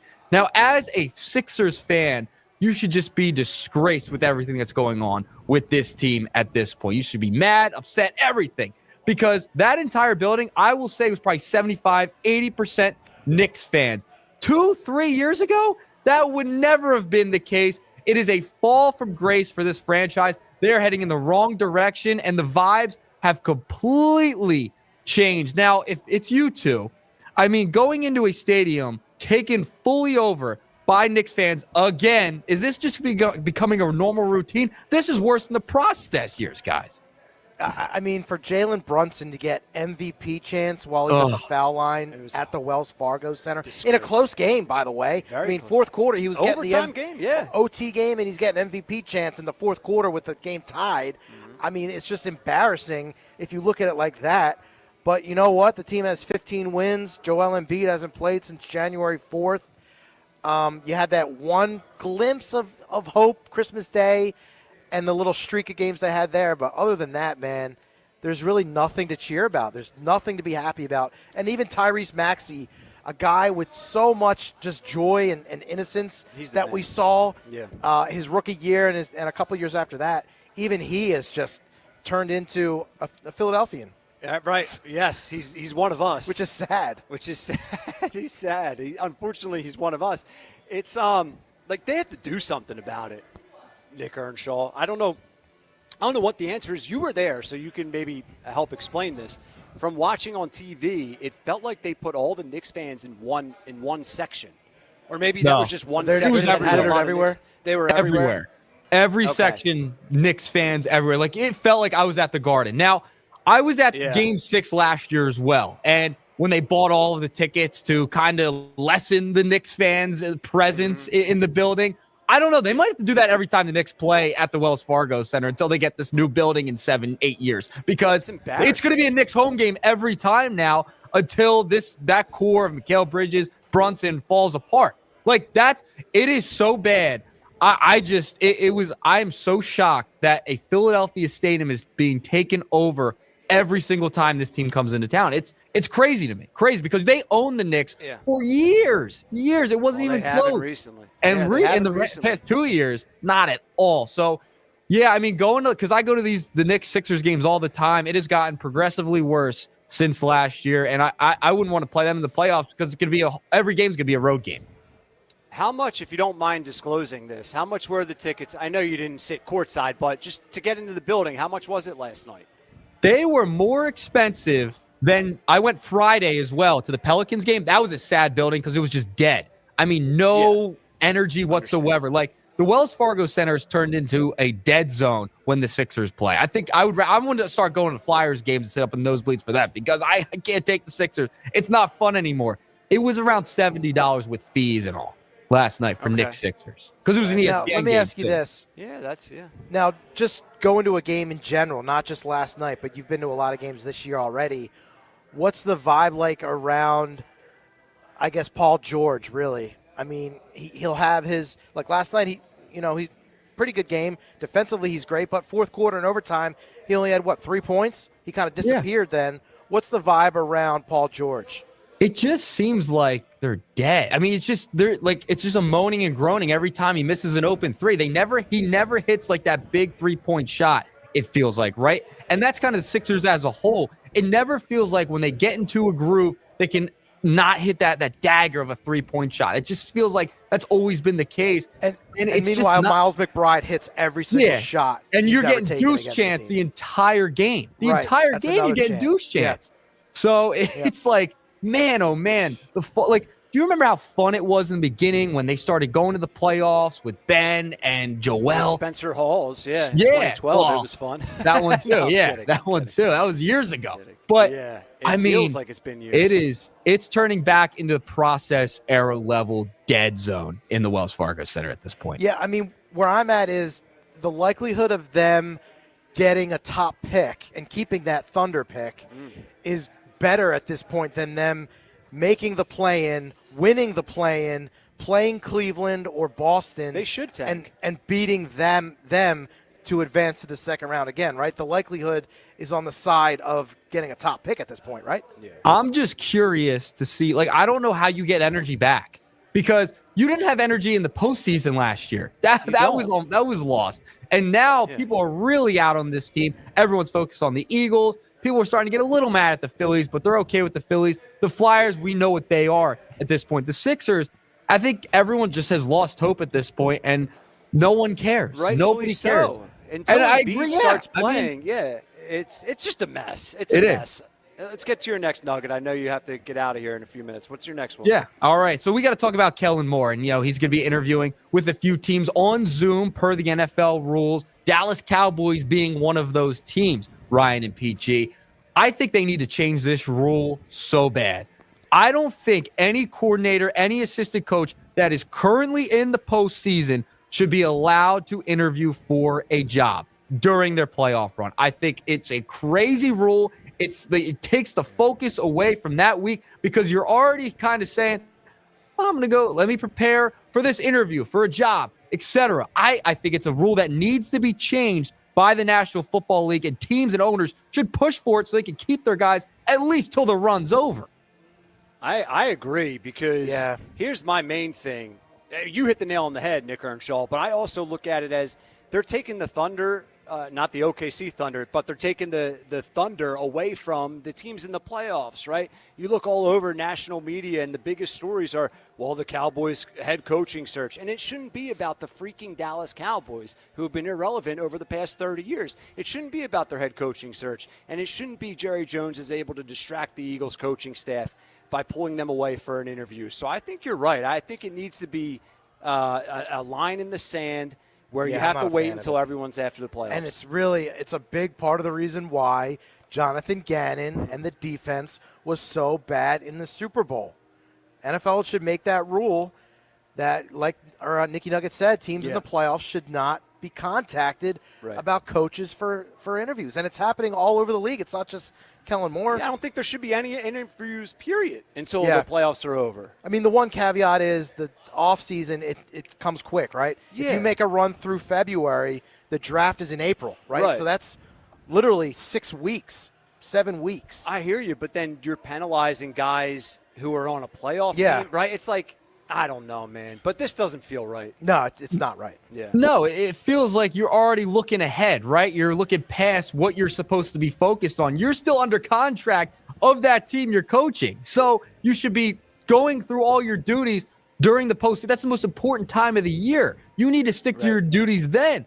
Worry about it after the season when it's over. I understand. Listen, if teams are patient and they think their guy is on one of those teams going to a Super Bowl, going to a conference championship, then you got to wait. I'm sorry. That's just part of how it should go because they are part of an organization at this point trying to make a run. They shouldn't be looking the other way and saying, oh, I'm going to interview for this job, especially if they have multiple interviews like Kellen Moore is probably going to have. Then you're preparing for different teams, different organizations, different answers for different teams. That takes some prep work. It takes away from what you're supposed to be doing on the ultimate goal of moving forward in the postseason. It's going to be something if Ben Johnson comes out with the Detroit Lions. He's taking interviews all over the place, right? Right, yeah. If they come out sputtering or they kind of lose this game, it's everything's going to all point on to the that. table. And isn't it awkward too, guys? Wouldn't you imagine the Cowboys are going to ask Kellen Moore, how are you going to dethrone the Eagles? What's your plan to slow down the Eagles? Like tomorrow, is that a question? Yeah. And it's weird. It's an odd scenario. I think it's weird that Kellen Moore was fired by Jerry Jones not too long ago, Typical and now Jerry Jones wants to interview him again for that coaching job. Yeah. Yeah, it's crazy. Jerry. And the fact that Kellen Moore, listen, he spent a long time with the Cowboys as a backup, offensive coordinator. We know the whole deal. And Ryan, you bring up an interesting point. Like, they're going to ask him about the Philadelphia Eagles. Like, you have to kind of hide your answer. I don't know how you approach that, especially from a division rival standpoint. You're going to want to know what the Eagles are up to. I don't think Kellen Moore would give anything away. I'm sure he's a professional and all, but, like, come on. Like, that's crazy. Wait till after the year. Then you could say what you did all year. Insanity. All right, what's your final nug for us? Do you have one more? Final nug. I got to respond to something earlier before I get out of here. And it's regarding the book on the sideline with A.J. Brown. I totally disagree with you, Ryan. Totally disagree. There is nothing wrong with pulling out that self-help book on the sideline. I have no problem with it. He's done it throughout the season. I don't care. It's not a stunt. It is what it is. I have no problem with it whatsoever. Maybe he's getting a check like you said earlier. Maybe he is. I'd respect it if he was. Yeah, a little hustle. I hear you, Nicky. Nicky Nugs. I appreciate your take. I'm almost on empty with this topic, dude. I really am. I'll tell you what. I said this to PG, I think, off the air. My tune changed a little bit when I learned some more information surrounding the whole thing, and I admit that. But I think, unfortunately, perception's reality in our world that we live in, especially with Philly and Philly media and Philly fans. Stir the pot, man. We love a good pot stir. Gotta stir the pot. Yeah. Listen, he's highlighting. He knows where he's going in the book. Yes. He has certain chapters he wants to go. There's nothing wrong with that. You can't just let a guy be himself and ball out and get 1,000 yards receiving and be a great leader on the football team. I think the problem is he didn't have a great game. I think that has impacted this whole perception. That is not reality. Yeah. But, man, the people love this topic. Everyone's saying they hate it, but the text board lights up, my friend. But if he comes out and gets 7 catches for 97 yards and 2 touchdowns, then everything's fine. And he's reading it. He's fine. Who cares, right? Yeah, then he's a legend. It's just ridiculous. As he should be. All right, 3 packing nuggets for you guys today. Hey, you're a big shot in that suit. We appreciate you making some time for us, man. I appreciate it. I appreciate it, guys. Thanks for complimenting the Blazer today. You're the best. Have a good function or whatever you got going on there tonight. Function. He has nothing to do. He just wanted to show us. Yeah, I think so too. Yeah. You know what? A little bit. Yeah. All right, Knicks Nuggets brought to you by Ocean Casino Resort in Atlantic City. Get your game on at the Gallery Bar, booking games in Ocean Casino this football season. Go to the Gallery, go to Ocean, go for the win. For more information, visit oceanac.com. Ryan Rothstein, Pete Giordano, we're here filling in for Mike Gill at Chickie's and Pete's in Egg Harbor Township. Josh Hennig producing the show as always. That was a good Sixers convo, though. I like that. Listen, I like the Sixers convo. I can talk Sixers all day. And obviously the breaking news that we haven't had a chance to get to for obvious reasons about the stadium deal is something I'd like to work into the convo as well. We have a bunch of text messages on a variety of our topics, 609-403-0973. What's your thoughts, PG, on the whole new stadium deal? I think, number one, I'm glad it's staying in South Philly at the sports complex. It's a very unique thing that Philadelphia has that not too many other sports cities can claim. I don't like how it went down. I think it was a lot of grandstanding, a lot of political. Typical Sixers. Typical, yes. Like mismanaged, not communicated. Mismanaged. Yeah. A lot of just political nonsense that did not have to happen. And I think a lot of people really should be embarrassed about the entire thing. City of Philadelphia, the Sixers themselves, Josh Harris himself, the mayor. I mean, I will say Comcast, they have a thing in here, so. I agree with you, but I will say this. They got it right. They did get it right in the end, yes. Right. So, like, in the end, they got it right. And maybe that's what they wanted the entire time. Maybe. Maybe that whole Market East, Chinatown. Leverage. Was all leverage and just. I thought about that, too. I brought that up as well the other day, but they really went all in if that was just a leverage ploy. Like, they got it approved. They had mock-ups. Like, they were at a lot of money was spent and wasted. Yes. But, in 2031 or whatever the exact year is, I already forget, we're just going to remember that they got it right. So I am happy they got it right, and all of our sports remain in that area. Right. So I'm happy about that at least. But yeah, I just don't like how it went down. It was just 2 years of just, I don't know. I wonder what.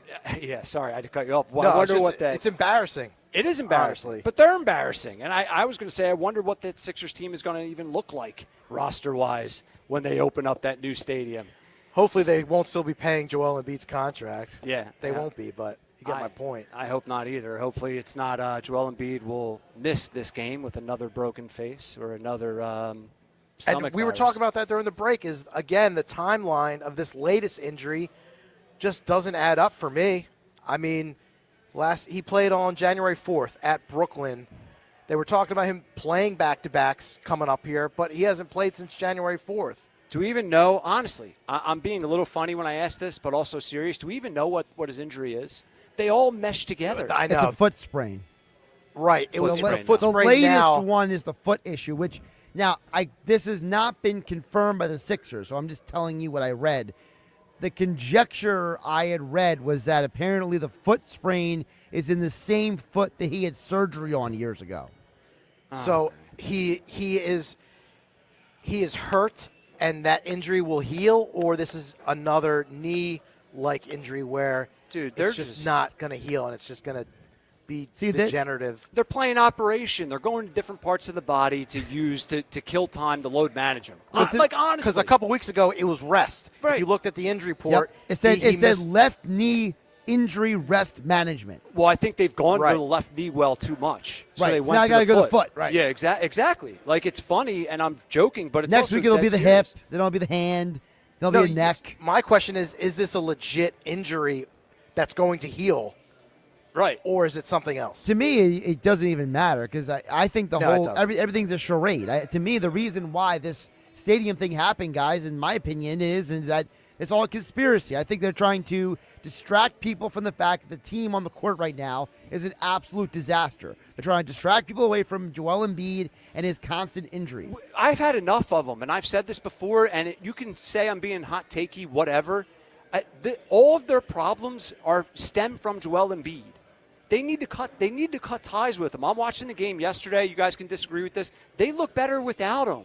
right? Like when they don't have Embiid on the floor, Maxi's more confident and decisive. Paul George has a little bit more of an identity and a role. Like they have a more current era NBA style of play to them.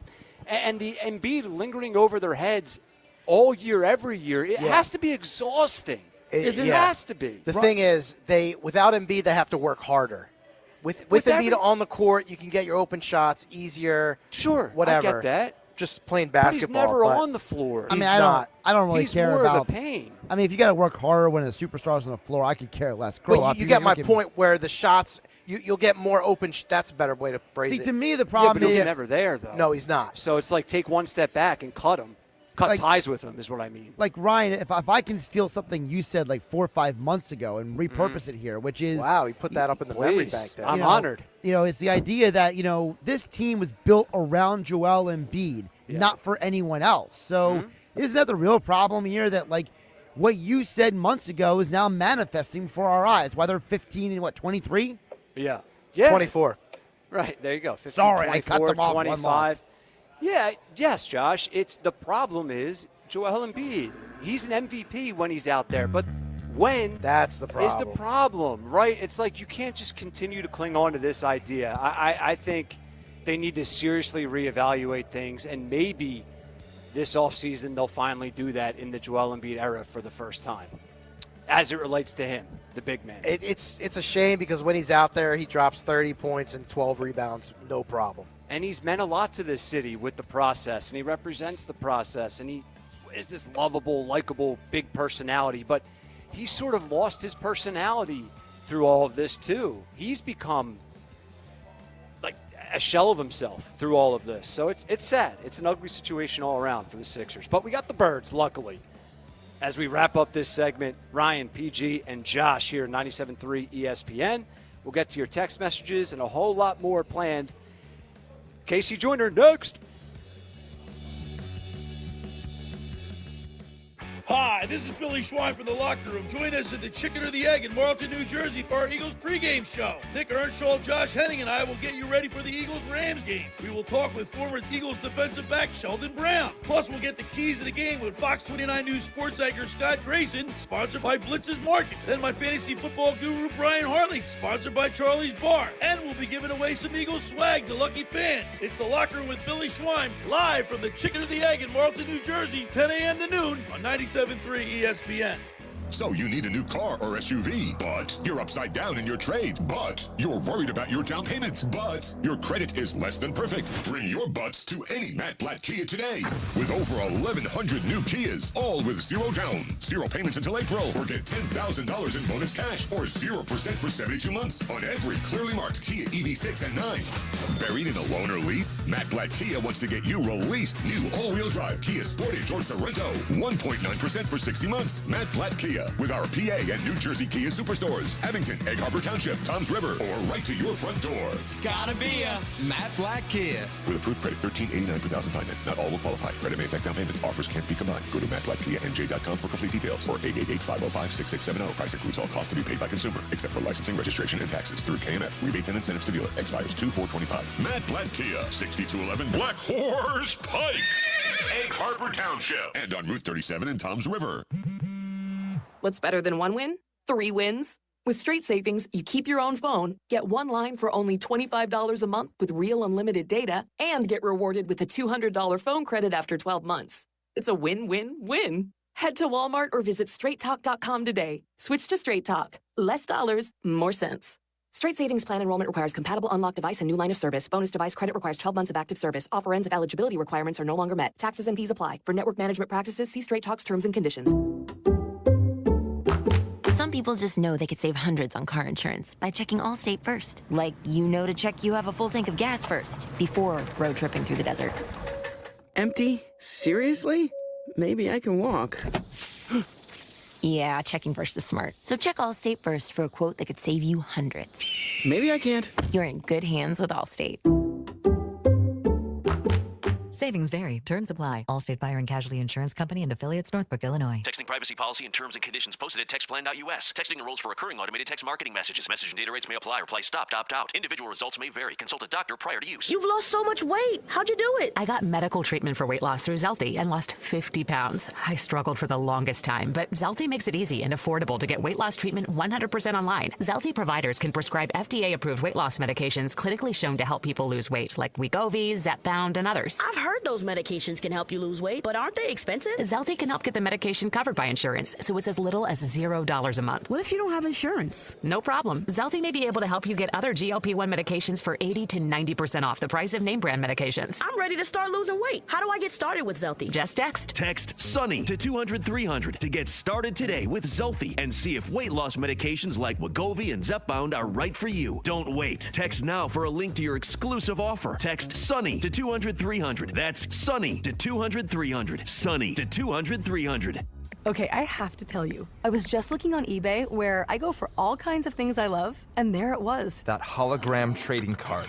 One of the rarest, the last one I needed for my set. Shiny like the designer handbag of my dreams. One of a kind. eBay had it, and now everyone's asking, ooh, where'd you get your windshield wipers? eBay has all the parts that fit my car. No more annoying, just beautiful. Whatever you love, find it on eBay. eBay, things people love. New Jersey's got a lot of winter wow. Wows to knock your ski socks off. Wows to warm your soul. And wows to blow your mind. Find your wow at visitnj.org. New Jersey, little state, lot of wow. The Home Depot has up to 35% off select appliances like Samsung, ranked #1 in customer satisfaction. Shop the mega capacity 3-door French door refrigerator with 4 types of ice to chill your drink faster. Or the 5-burner electric range with no preheat air fry for healthier, crispy food all in your oven. Right now, get up to 35% off select appliances at the Home Depot. How doers get more done. Visit jdpower.com/awards for more details. Pricing valid January 9th through January 29th. U.S. only. See store online for details. Progressive knows finding your new home was a dream come true. You wanted a walk-up with central air and a skylight, and you found it. Now, every Friday night, you get to fall asleep to the sound of your downstairs neighbors' dance parties. Progressive can't save you from your noisy neighbors, but we can save you money when you bundle your home and auto with us. Get a quote at Progressive.com. Progressive Casualty Insurance Company, affiliates, and other insurers not available in all states. Hey, if you have ugly yellow toe fungus, you gotta hear about the secret 2-minute trick that I found for my husband. It works from both the inside and the outside. Thousands of people are using it to get rid of their toe fungus. You can check it out at crystalflesh.com. Jake started off with a small spot on his big toe, and then it spread and got really bad. His toes were nasty. It was so embarrassing. He was afraid to take his socks off. He hid his yellow and crumbly toes from everyone. He tried everything to get rid of it. Nothing helped. And then we found crystalflesh.com. It was the only thing that worked. In just a few weeks, his toes looked amazing. He's now walking around barefoot again. You guys need to try this. I'm telling you, this stuff is different. It's not sold in stores, but go check it out at crystalflesh.com. They'll even let you try it risk-free, so you have nothing to lose. But whatever you do, don't let it get worse. You don't have to live with this anymore. Go check it out now. Just click over to crystalflesh.com. When you're hiring, have you ever felt like you're missing out on meeting truly great candidates for your roles?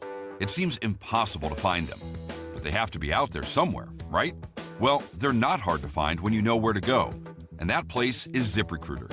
And right now, you can try ZipRecruiter for free at ZipRecruiter.com/free. ZipRecruiter helps 10 million people with their job search every day. And because these people are actively looking for jobs just like yours, it's easy to find the right person right away. In fact, 4 out of 5 employers who post on ZipRecruiter get a quality candidate within the first day. But if you're not using ZipRecruiter, you're missing out. So see what it's like when the impossible is easy. When you go to ZipRecruiter.com/free right now to try ZipRecruiter for free. Once again, that's ZipRecruiter.com/free. ZipRecruiter.com/free. Never miss out on great candidates with ZipRecruiter. The Eagles are headed to the playoffs. Congratulations to the entire Eagles organization. It's Pete from Chickie and Pete's. We're proud to be the official sports bar of the Philadelphia Eagles. Come join us for all the Eagles playoff action and the best in-game experience anywhere.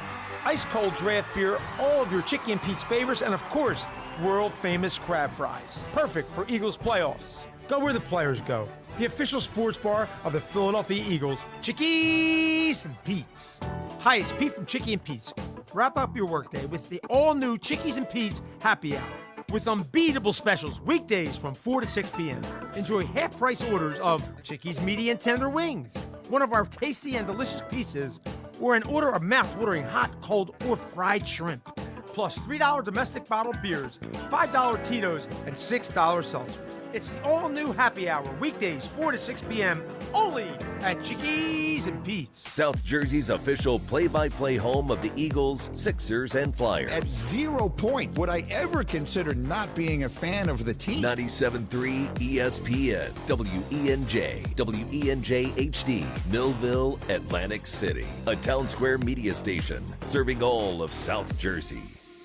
This is the Sports Bash with Mike Gill on 97.3 ESPN and the 97.3 ESPN free mobile app. Now live from inside the Ocean Casino Resort studio, here's Mike Gill. This game is again about Saquon Barkley. Now, if the Rams defense is able to try to slow him down and they dare Jalen Hurts to beat them, Philadelphia ain't going to Detroit to play in the NFC Championship game. That would be the Los Angeles Rams, because the formula for Philadelphia is very clear in how to win games, and this Rams defense is playing as good as anybody.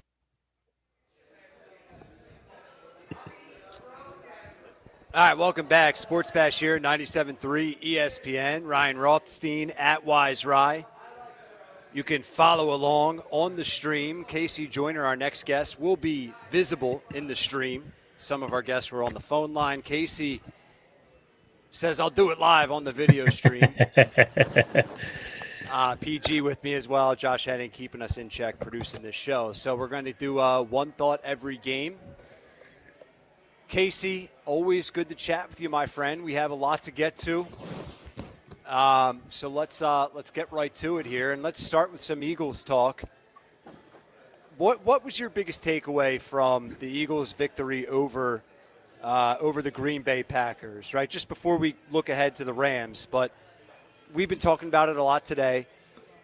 The passing attack, lack thereof, is that something that Eagles fans should be concerned about, or do you say no, it's okay? They found a way to get a win. The recipe for success and another win is on the ground and through their defense.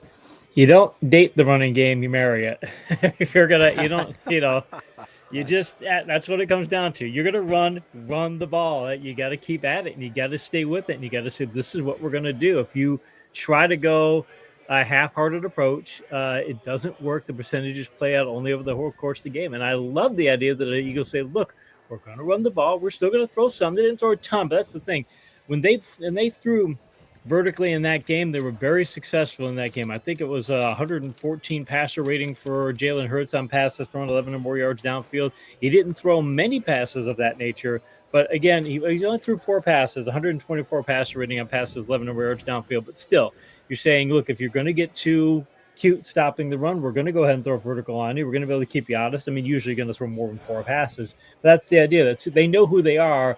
And they know that barring certain situations, that's who they're going to be. So if you're the Eagles, hey, this dance with who brung you. Casey Joyner is brought to you by Elite Acura. Score incredible savings all month long at Elite Acura. Visit them on Route 73 in Maple Shade or online at EliteAcura.com. The Rams had success defensively. Success is an understatement. 9 sacks on Sam Darnold. Is that something that Eagles and Eagles fans should be concerned about? Or do we say, the Eagles O-line ain't necessarily the Vikings O-line? Belichick in the Manning cast, he was great in the Manning cast, too. I'm going to miss him a lot next year if he doesn't find a way to come back and things. He would be, by the way, he looked like he didn't want to be there at all the first quarter. He's just like, he's so mad. Like, why am I on this show? Like, it's like, dude, You've been here all year. Yeah. He warmed up in the second quarter, but he said that the Vikings. He said that look, if they get in where they have to pass first mode, he said they're in trouble because they can't pass block very well. And he said it repeatedly, and they kept doing it. And he kept saying, "You can't get away from the run. You've got to stay with it." And you've been saying you can't do that. Well, that's what happened. You give up 9 sacks, tied for an NFL playoff record.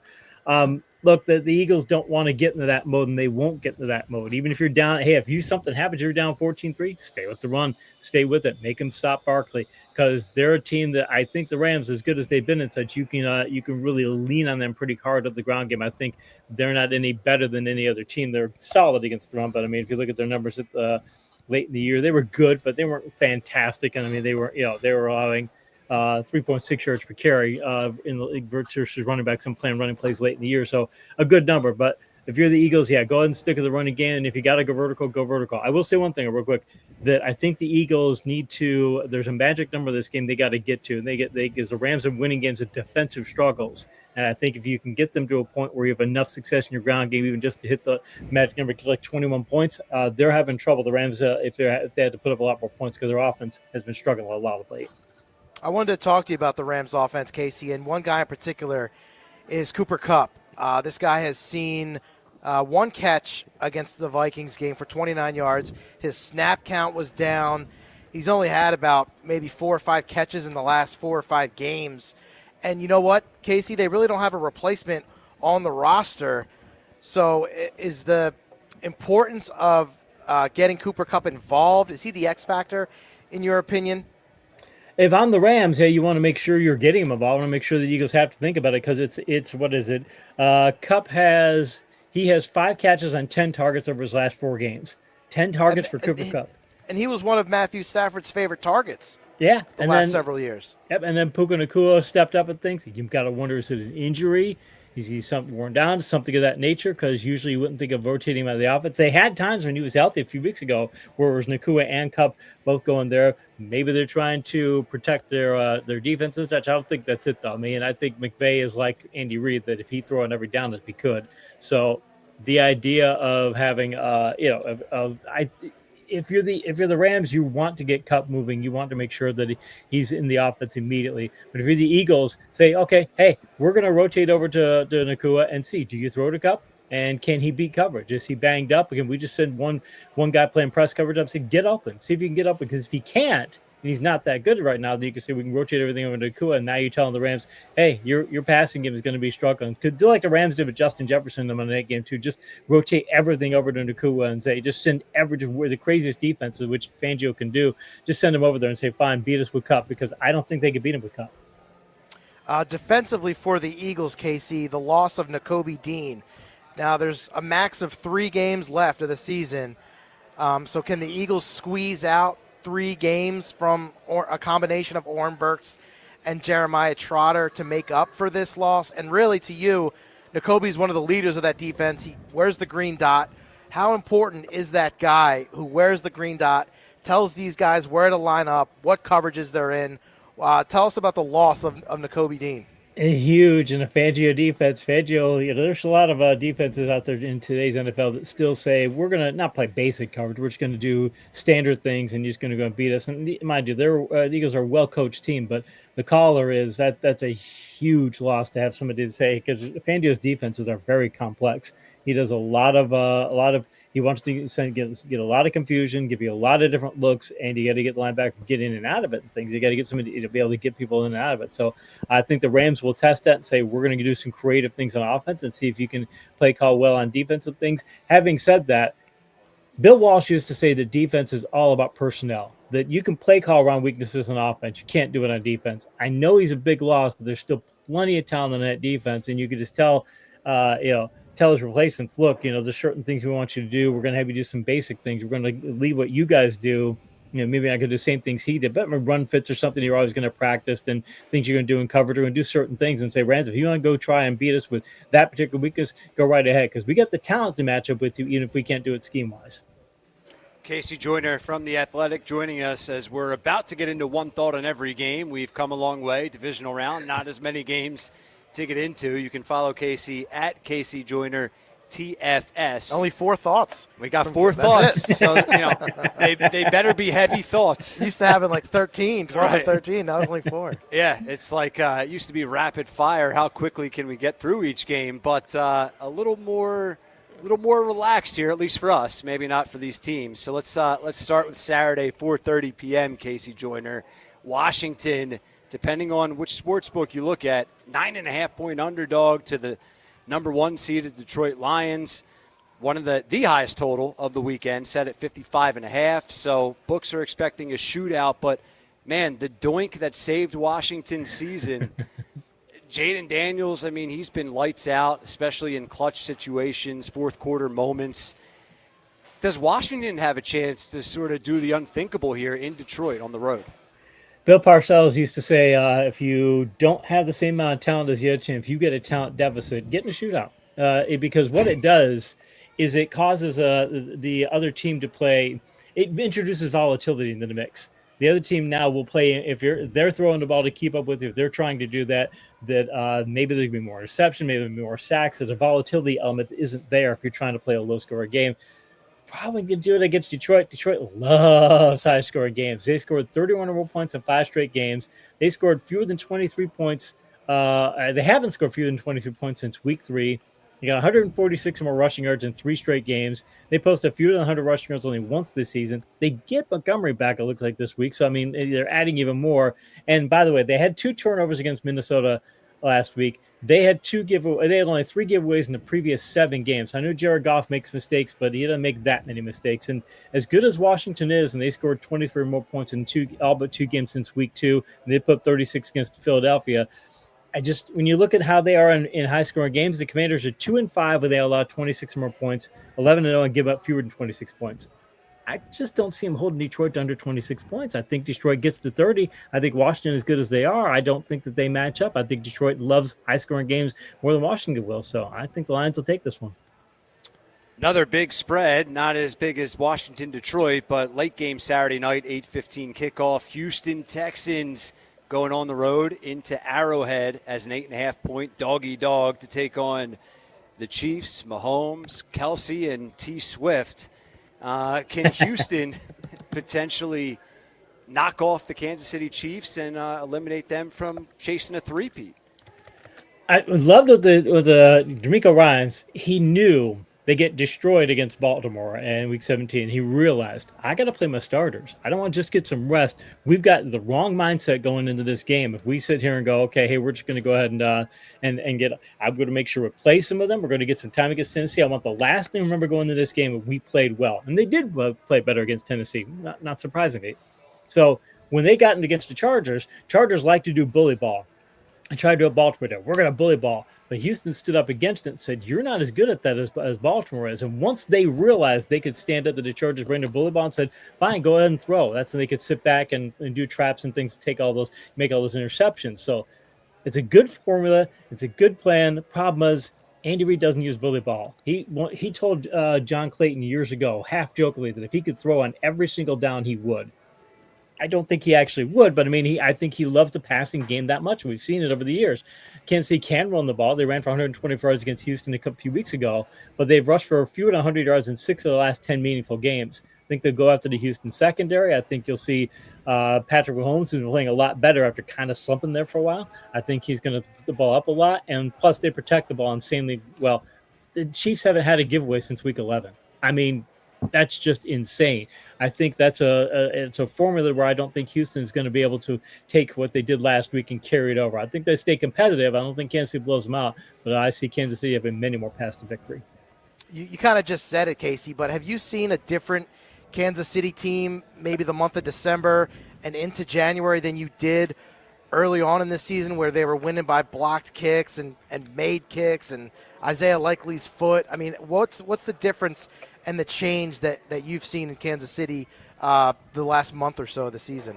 Getting Pacheco back helped. I think that they finally realized what they were on offense, and then they needed to funnel things through other types of personnel and things. And plus, Reed, as I said, he still will run the ball some. I think they're becoming. Think of a time in Kansas City, Reed would just say, "Hey, look, Mahomes is just going to outplay you. He's just going to. We're going to play call. And we're just going to keep going in that direction." Not saying he didn't do matchup centric game plans. When you've got Patrick Mahomes, you can just basically run your offenses that you just can't stop us anyway. So I think he's doing more matchup centric sort of things. It's kind of why I think he's going to throw the ball more in this contest, because I think he knows I don't have the personnel to quite just run my offense against anybody anytime. I've got to tailor things more. I think they got away from that for a time, and I think they're back to that and things. And again, you want to see Mahomes putting the ball in Mahomes' hands and saying, "Hey, we'll throw 35 times against a solid but not very good pass defense." I think their Texans are probably mid-range if I rated them that way. I think it's something you want to see, because then if you get Mahomes going, then that sends a message for the AFC Championship. All right, let's go to Sunday night. We'll save the best for last. We'll skip over Rams, Birds for now. We'll go to Ravens, Bills. This is as close to a pick-em as you can quite literally get. Ravens going into Buffalo to take on Josh Allen and the Buffalo Bills. Ravens the 1-point road favorite, total at 51.5.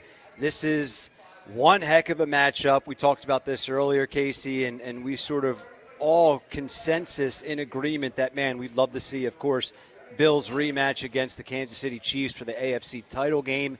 Do you think this is headed in that direction? Or Derrick Henry, is he going to run through Buffalo and send a message to ruin our hopes and dreams, at least on this show? Yeah, Baltimore, their running game has been really good. Ted Nguyen, one of our writers at The Athletic, he did an article on how Pittsburgh's run fits were against the Ravens, and I went and watched some of the tape too. You could play a Benny Hill theme behind it. It was so ridiculous how bad the Steelers were. But the Baltimore can do that to you. They can do so many things in the ground game. They can make you have to cover the entire field while running the ball. Usually you have to think about just one area, but they can do it in a variety of ways. They can say you can attack every area of the field running the football. It's a rare thing that they could do. It's why they've rushed for 200 more rushing yards in 4 straight games. 200 or more rushing yards in 4 straight games. I mean, if you do it once, it's incredible. It's phenomenal. That's why they scored 28 or more points in 5 straight games. And by the way, 299 rush yards against Pittsburgh. It's the 8th highest rushing yardage total in a playoff game in NFL history. That's how good it was. They had 300 until Jackson kneels down on the final play and gets them to 299. They're playing that well. Buffalo's offense has played great. 31 points last week. They had 30 more points in 9 of the previous 10 games, put 24 points up in the outlier. So it's a big difference.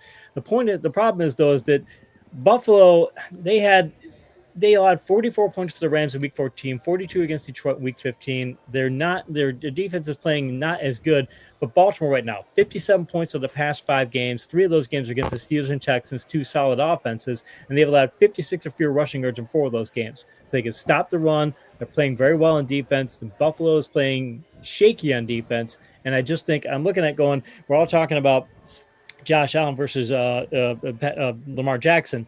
I look at it going James Cook versus Derrick Henry. Cook's good. He's very good. He's top 10 back. But Derrick Henry is Derrick Henry. And as well as he's playing right now. And the Steelers, by the way, they sold out on the running plays. If it was an option of either Jackson or Henry, they sold out and said, you're going to run Jackson. We don't want you running Henry against us. Okay, you want to do that, Jackson will beat you too. So I look at that going, I don't like that Bills defensive matchup against the Ravens offense, so I'll take the Ravens in this one. All right, we're saving the best thought for last here. Eagles at home, 6-point favorite against the Rams. A lot of hype around this Rams team, who seem to turn their season around late in the year, really since the Eagles issued that beatdown in Week 12. One thought, how do you see this one playing out? Take your time with this one. Choose wisely, my friend. LA puts up 28 points against Minnesota, but 7 of those were on a scoop and score, and one of the Rams' touchdown drives starts with the Vikings 39. So look at that going, okay, not too sold in their offense. We talked about Kupp, and Los Angeles had been playing well. Their offense had been playing well for weeks, and that corresponds to when Kupp started to fall off. And their defense had been playing well, but they faced a limited New Orleans offense. They faced a banged-up San Francisco offense, a dysfunctional Jets offense, and the Cardinals offense that doesn't match up well with them at all. So we're going, okay, they played really well. Looking at it, trying to look at those and say, okay, which one of those applies to this situation? I'm going, none of them apply to this situation. Those offenses are nowhere near as good as the Eagles. The Eagles said this many times throughout the year, and it's the thing that stands out why I think they're the Super Bowl favorite, even over Detroit. The Eagles can win games in every manner possible. They've shown they can run to win with Saquon and Jalen. If they need to pass to win, they got Hurts, Brown, and Smith. If you're going to sit here and really try and stop the run, okay, we can't beat you through the pass. By the way, the Rams are terrible against covering tight ends too, so you can add tight ends to the mix in that. But 2 tight ends now too that they can throw to. Eagles defense held 6 of its last 7 opponents to under 20 points. They've got 4 more sacks in 3 of the past 4 games. The only one that didn't get that many sacks was the meaningless Giants game. They've allowed only 200 or more net passing yards only 3 times since the Week 5 bye. That you can't beat them to the pass. So they can stop they can get after your quarterback. They can stop the pass. They can run to win. They can pass to run. The run defense isn't fantastic, but Kyron Williams hasn't played that great. So I keep looking at going, I see more pass to victory for Philadelphia than anything else. It's a short week road game for the Rams, and they've got all the issues that are happening off field for them. It just got to be wearing out too. I keep looking at it going, I just see many more pass to victory for Philadelphia. So not sure if they'll cover the spread, but I think they win this one. All right. It's going to be a fun weekend. Ton of storylines, and we'll see what happens. You'll be back with us Monday, right, to recap all the action, all the craziness. So there he is, Casey Joyner from The Athletic. One thought every game, as always, breaking it all down. We appreciate you, man. Thank you so much. Thanks, guys. Appreciate it. All right, there he is, Casey Joyner. One thought every game and some Eagles insight to go along with it. Reminder that Casey Joyner segment on the Sports Bash brought to you by Elite Acura. Score incredible savings all month long at Elite Acura. You can also visit them on Route 73 in Maple Shade or check them out online at eliteacura.com. It's a good point by Casey. Is Eagles have a variety of ways to beat you. Their path. Yeah. There's a lot of paths. Yes. To victory. And on the Rams side, I mean, how many paths do they have? Matthew Stafford. Eagles screwing up. Yeah, right. Eagles self-inflicted wounds. Right. Matthew Stafford. So. Yeah, it is a great point. You feel good about it. It's like when you type in an address on Waze or on your maps and it's giving you like 8 routes. Yes. You're like, I have options here. That's a great analogy. I have options here. The Rams' path is just one. You got to wait in that traffic. And there's traffic, and it's brutal. Yeah. Yes.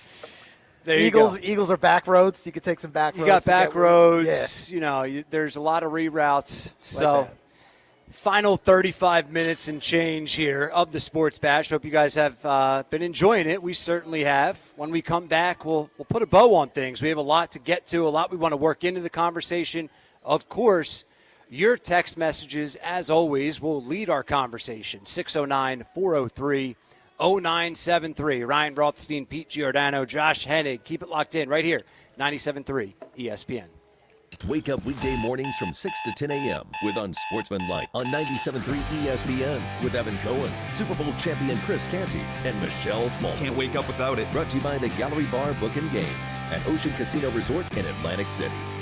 So you need a new car or SUV, but you're upside down in your trade, but you're worried about your down payment, but your credit is less than perfect. Bring your butts to any Matt Blatt Kia today. With over 1,100 new Kias, all with 0 down, 0 payments until April, or get $10,000 in bonus cash, or 0% for 72 months on every clearly marked Kia EV6 and 9. Buried in a loan or lease? Matt Blatt Kia wants to get you released. New all-wheel drive Kia Sportage or Sorento. 1.9% for 60 months. Matt Blatt Kia with our PA and New Jersey Kia superstores. Abington, Egg Harbor Township, Toms River, or right to your front door. It's gotta be a Matt Blatt Kia. With approved credit, $1,389 per thousand finance. Not all will qualify. Credit may affect down payment. Offers can't be combined. Go to mattblattkianj.com for complete details or 888-505-6670. Price includes all costs to be paid by consumer, except for licensing, registration, and taxes through KMF. Rebates and incentives to dealer. Expires 2/4/25. Matt Blatt Kia, 6211 Black Horse Pike, Egg Harbor Township, and on Route 37 in Toms River. This is the story of the one who, as a maintenance specialist for a historic high-rise, knows that vintage charm historically needs constant attention. Which is why when it's time to upgrade turn-of-the-century mechanicals, they turn to Grainger. With easy access to 1 million-plus products and the scale to deliver when and where you need them. The right tools and supplies are never far away. So the one can keep that vintage building running like new. Call, click Grainger.com, or just stop by. Grainger, for the ones who get it done. Drivers who switch and save with Progressive could save hundreds. With that kind of money, you could go big time. The next time you're out to dinner with friends, you can order the shrimp cocktail for the table. And maybe you'll realize it only comes with 4 shrimp after you've already given away 3, but that one shrimp will be so good. And if you switch and save hundreds, you could get shrimp all the time. Switch to Progressive and you could save big time. For shrimp. Progressive Casualty Insurance Company and affiliates, not available in all states. Potential savings will vary.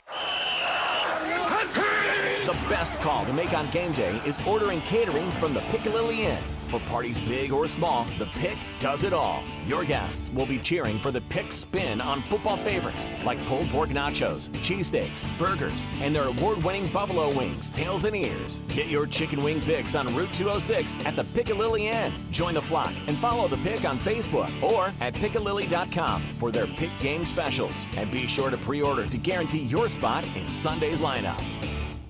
How do you spot the all-new Nissan Rogue Rock Creek? Here's a hint.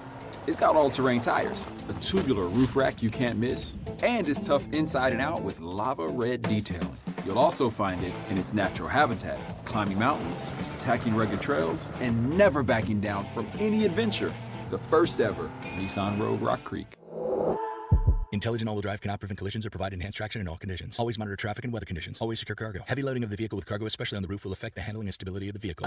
I've just been feeling so sluggish lately. You should try the Metamucil 2-Week Challenge. The Metamucil 2-Week Challenge? Yeah, Metamucil 4-in-1 fiber helps trap and remove the waste that weighs you down. Start your daily routine now, and in 2 weeks, you could be feeling great.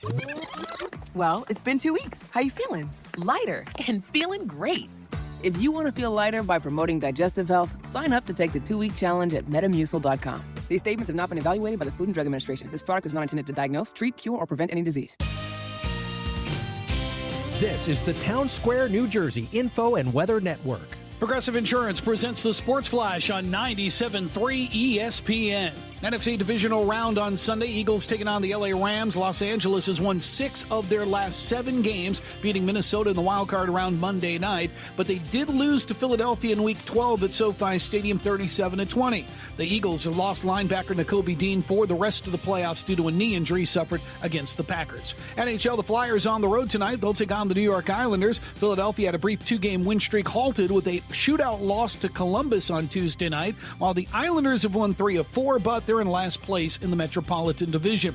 The Sixers, they lose their 4th straight Wednesday night. They fell to the Knicks 125-119 in overtime. Tyrese Maxey had 33 points. Philadelphia now heads to Indiana Saturday to take on the Pacers. Progressive Insurance, bundle auto and home, renters or condo, and save with Progressive. I'm Tony Desiri, and that's your Sports Flash on 97.3 ESPN. Texting enrolls you into recurring automated text messages. Consent not required to purchase. Message and data rates may apply. Hey, Dan, how you doing? Haven't seen you around the gym for a while. Yeah, I've really fallen off. Since I turned 40, I just don't get the results I used to get. Could be lower testosterone. Lower T? Yeah, I went through it a while back. Once you hit 40, your body has less free testosterone. I got Nugenix Total T, and it's made a huge difference for me. I've seen that ad on TV. Is it for real? Oh, yeah. The key ingredient is something called Tesnor, which helps boost free and total testosterone levels to help you trim up and stay lean. And it's made a difference for you? Man, I feel like I'm in my 20s again. At work, in the gym, and in the bedroom. Are they still giving out complimentary bottles for people to try it for themselves? Yeah, you just need to send them a text. Text LION to 42424 right now for your complimentary bottle of Nugenix Total T, the #1 selling testosterone booster at GNC. Plus, text now and we'll include a bottle of Nugenix Thermo, our most powerful fat incinerator ever, to help you get back into shape fast. Absolutely free. Text LION to 42424. That's LION to 42424.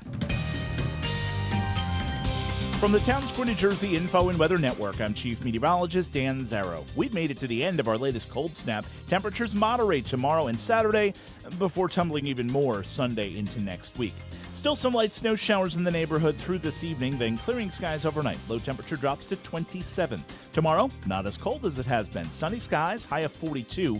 46 on Saturday, cloudy with rain showers. Turning colder again Sunday, high 38. Get weather 24/7 wherever you are. Download our free mobile app today. It's playoff football time, Eagles fans, and you know what that means. It's Miller time. Whether you're cheering at the stadium, hosting the ultimate watch party, or just kicking back with friends, Miller Lite is here to keep the good times flowing. Crisp, refreshing, and always ready for game day, Miller Lite is proud to be the official partner of your Philadelphia Eagles. Celebrate the playoffs with Miller Lite, because great taste is always worth cheering for. Enjoy responsibly. Miller Brewing Company, Milwaukee, Wisconsin. You're listening to the Sports Bash with Mike Gill. When I'm driving, I got a guy on the radio who talks to me. I can't see him, but he talks to me. On 97.3 ESPN.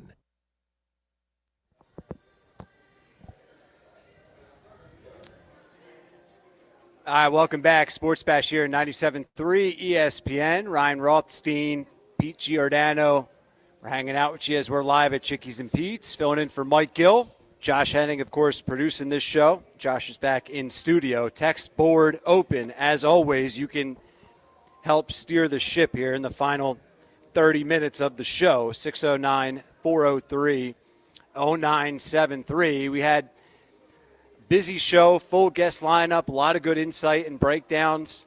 Obviously, most of it surrounding the Birds and the Rams, PG. So, we still have a lot we can work in here, final 30 minutes. But after everything we've discussed today, do you feel any better, worse, or the same about the Eagles? I think you were pretty confident about the Eagles going into this show. Yeah. I again, like Casey mentioned, there's a lot of ways the Eagles can beat you. They can beat you throwing the ball. They can obviously beat you running the ball. They can beat you on the defensive side of the ball, forcing turnovers. I mean, how many turnovers have they forced the last few games? 15, I think. It's some crazy number. Yeah, it is a crazy number. So defensively, they're really forcing turnovers, and that gives them short fields. That allows Saquon to get going. So, again, there's just a variety of ways that they can beat you. And conversely, with L.A., it's going to be a tall task. What they went through going to Arizona, beating Minnesota, the highs of that. They got other stuff going on in their lives, obviously. Sure. They got to come across the country and play in 25-degree weather, maybe some snow in the forecast on Sunday. It's just going to be a tall task. It definitely is a tall task. And how about this for turnover margin? Since week 8 of this regular season, the Eagles have a plus 21 turnover margin. So, I mean, they've been turning teams over. They've been taking care of the football. Listen, Jalen Hurts. That's the thing, too. You said it. Yeah. For as much as we want Jalen to throw the ball 35 times a game and get Joe Burrow-type numbers, he's really taking care of the football. Yes, he has, and that's going to help you win football games. I mean, it's Captain Obvious, but that's the reality, especially when you have a defense like they have. And is that him being gun-shy, or is that play calling? That's been the debate for a lot of games this season. But either way, I mean, it's got him to the divisional round and on the cusp of a title game. Right. Listen, as long as it gets him a win this Sunday, who the heck cares? Right. I mean, we discussed it in debate. They sure don't care. Inside those walls of the NovaCare, they shouldn't. They don't care. They shouldn't. But this is a legacy game, I would say, for Jalen Hurts, only because if he loses, I don't want to go down the negative path, but it's a big game for him. I think it's a big statement game for him and this Eagles organization. You look at the success that they've had over the past 4 years. It's like, all right, let's make another run here. Right? You got the wild card win. You had a couple wild card losses last year and a couple years back. Let's make another run here. I mean, listen, we saw it with the Philly season. They had a great regular season. A lot of things were clicking for them. Then they got to the playoffs, and the pitching let them down a little bit, and the bats couldn't make up for it. So does that happen here where maybe defensively they have some letdowns and they can't supplement that? It could. To a degree. Right, the defense carried him last week against Green Bay. It'd be nice if we see the offense do it. It'd be nice if the defense continues to be dominant, though. Right? I don't know. Should we expect that defense, the version of that defense every week? That could be a question for next week. Right. Obvious. I mean, really, on Monday at Ocean? Yeah. That could be a question for the NFC title game. And I think you bring up a good point about the Rams going on the road and playing in Philly in cold weather. I was trying to find, since Stafford became a Ram, but I read somewhere that they have not played in many cold weather playoff games. Like Sean McVay and Matthew Stafford, if you look at their playoff wins, it's either in a dome or in warm weather. They're not accustomed to going across the country and playing in 12-degree weather, 15-degree weather where it feels like -8. And that is a factor for a West Coast team that's not accustomed to these elements. Yeah, and they're not accustomed to this crowd either. No. Ryan, according to CBS Sports, since Matthew Stafford was traded to the Rams, he's only played in 2 games where the temperature was 40 degrees or below. He has gone 1-1 in those games. In one game, he threw for 302 yards, 3 touchdowns, and a loss to Green Bay. The other cold weather game came in Week 16 when Stafford threw just for 110 yards and 1 touchdown in their win on the road against the Jets earlier this year. Okay. Yeah, you said week 16. Yeah. I mean, I was thinking playoffs, but either way, I think that's telling, right? Like, went to Green Bay in a playoff game, didn't get it done. That's like Tampa all those years. Remember, they could never play in cold weather, and that was always the thing? That was the narrative, yeah. So, listen, it is a little bit narrative-y, if that makes sense, but I still think there's truth where it's a West Coast team, not accustomed to this type of weather this time of year. So I like the multiple paths and that conversation. There's a lot of outs for the Eagles, if you will. 609-403-0973. Ryan Rothstein, Pete Giordano, Josh Hennig hanging out with you, filling in for Mike Gill. We're live at Chickie's and Pete's. I mean, really, on paper, this is a 10-win football team, right? They went 10-7 this year. Yeah. They won a tiebreaker with Seattle to win that division. Right. They got the home game, which really didn't become a home game. But even, on paper, this is a 10-win football team. For sure. I mean, the Eagles on both sides of the ball are significantly better. They're significantly better. The only reason why I had any concern is the offense did not play to their level against Green Bay, right? So if you get a bad version of yourself, then you put the other team in contention or put them in a closer range than they should be in. Let's go back to Green Bay. Did you have any reserves with the Green Bay coming in here, or did you think that would have been? No, I thought it was going to be all Philly. Yeah. You know, I respected Green Bay. I obviously said, you know, I like Jordan Love a lot, just like most people who are objective with that. But I felt like at home, Philly at the Link, I felt like they were going to steamroll them. Yeah. But I felt like they failed to do that. I don't think they steamrolled them. Defensively, they did. Right. You know? And they forced Jordan Love to make some bad throws. They picked him off a couple times. He was horrible. First play of the game really set the tone. That was everything, yeah. With L.A., I mean, to me, if you allow Stafford to get into a rhythm with his quick throws and he gets comfortable back there, then maybe they can keep it close and make a game out of it. But if they get to him early and often and they get him uncomfortable and they disrupt some things, then I think it's all but over. I question what can the Rams do differently. I respect McVay. He's a great coach. He could have a factor on this game's outcome, sure. I don't diminish that. But what can you do? Like, he only has so much talent at his disposal. Like, he's going to look at the Week 12 film. He's going to look at recent game film, obviously, both wild card games for both teams. I don't know what they can do that could really catch the Eagles off guard. That's my question. I don't know if he can do anything. And we talked about it. Cooper Kupp he's been a non-factor. He's been a non-factor. For as good as he's been, maybe the injuries have caught up to him. I don't want to overlook him. You don't want to overlook him, but the way that they're kind of figuring him out here, his snap count was down against Minnesota, so he's not playing as much. You know, they don't have a replacement for him on the roster. So and look at the Eagles secondary. I mean, I feel good going up against anyone. Don't you? Yeah. Quinyanamo Bay, Slay, Coop. I mean, we're stacked back there. They've been playing excellent. They haven't played like rookies in the slightest yet. Knock on wood. Yeah, we talked about it. The injury to Nakobe Dean that's going to be interesting to see how Trotter Jr. and Oren Burks kind of split time maybe. I know they're special team players, but now they got to step into a divisional game. It's a big spot. And it is a big spot. That's when I asked what can McVay do. You can try and attack that area on the field. Sure. Nakobe Dean's a huge absence. That absence will be felt, but I'm also excited for Axeman Jr. to maybe make a name for himself, dude. Dude, let's go, Trot. Give me a 3rd and 8 in the fourth quarter, and Trotter Jr. makes a play. Yeah, big interception. Sack or a huge tackle. It'd be awesome.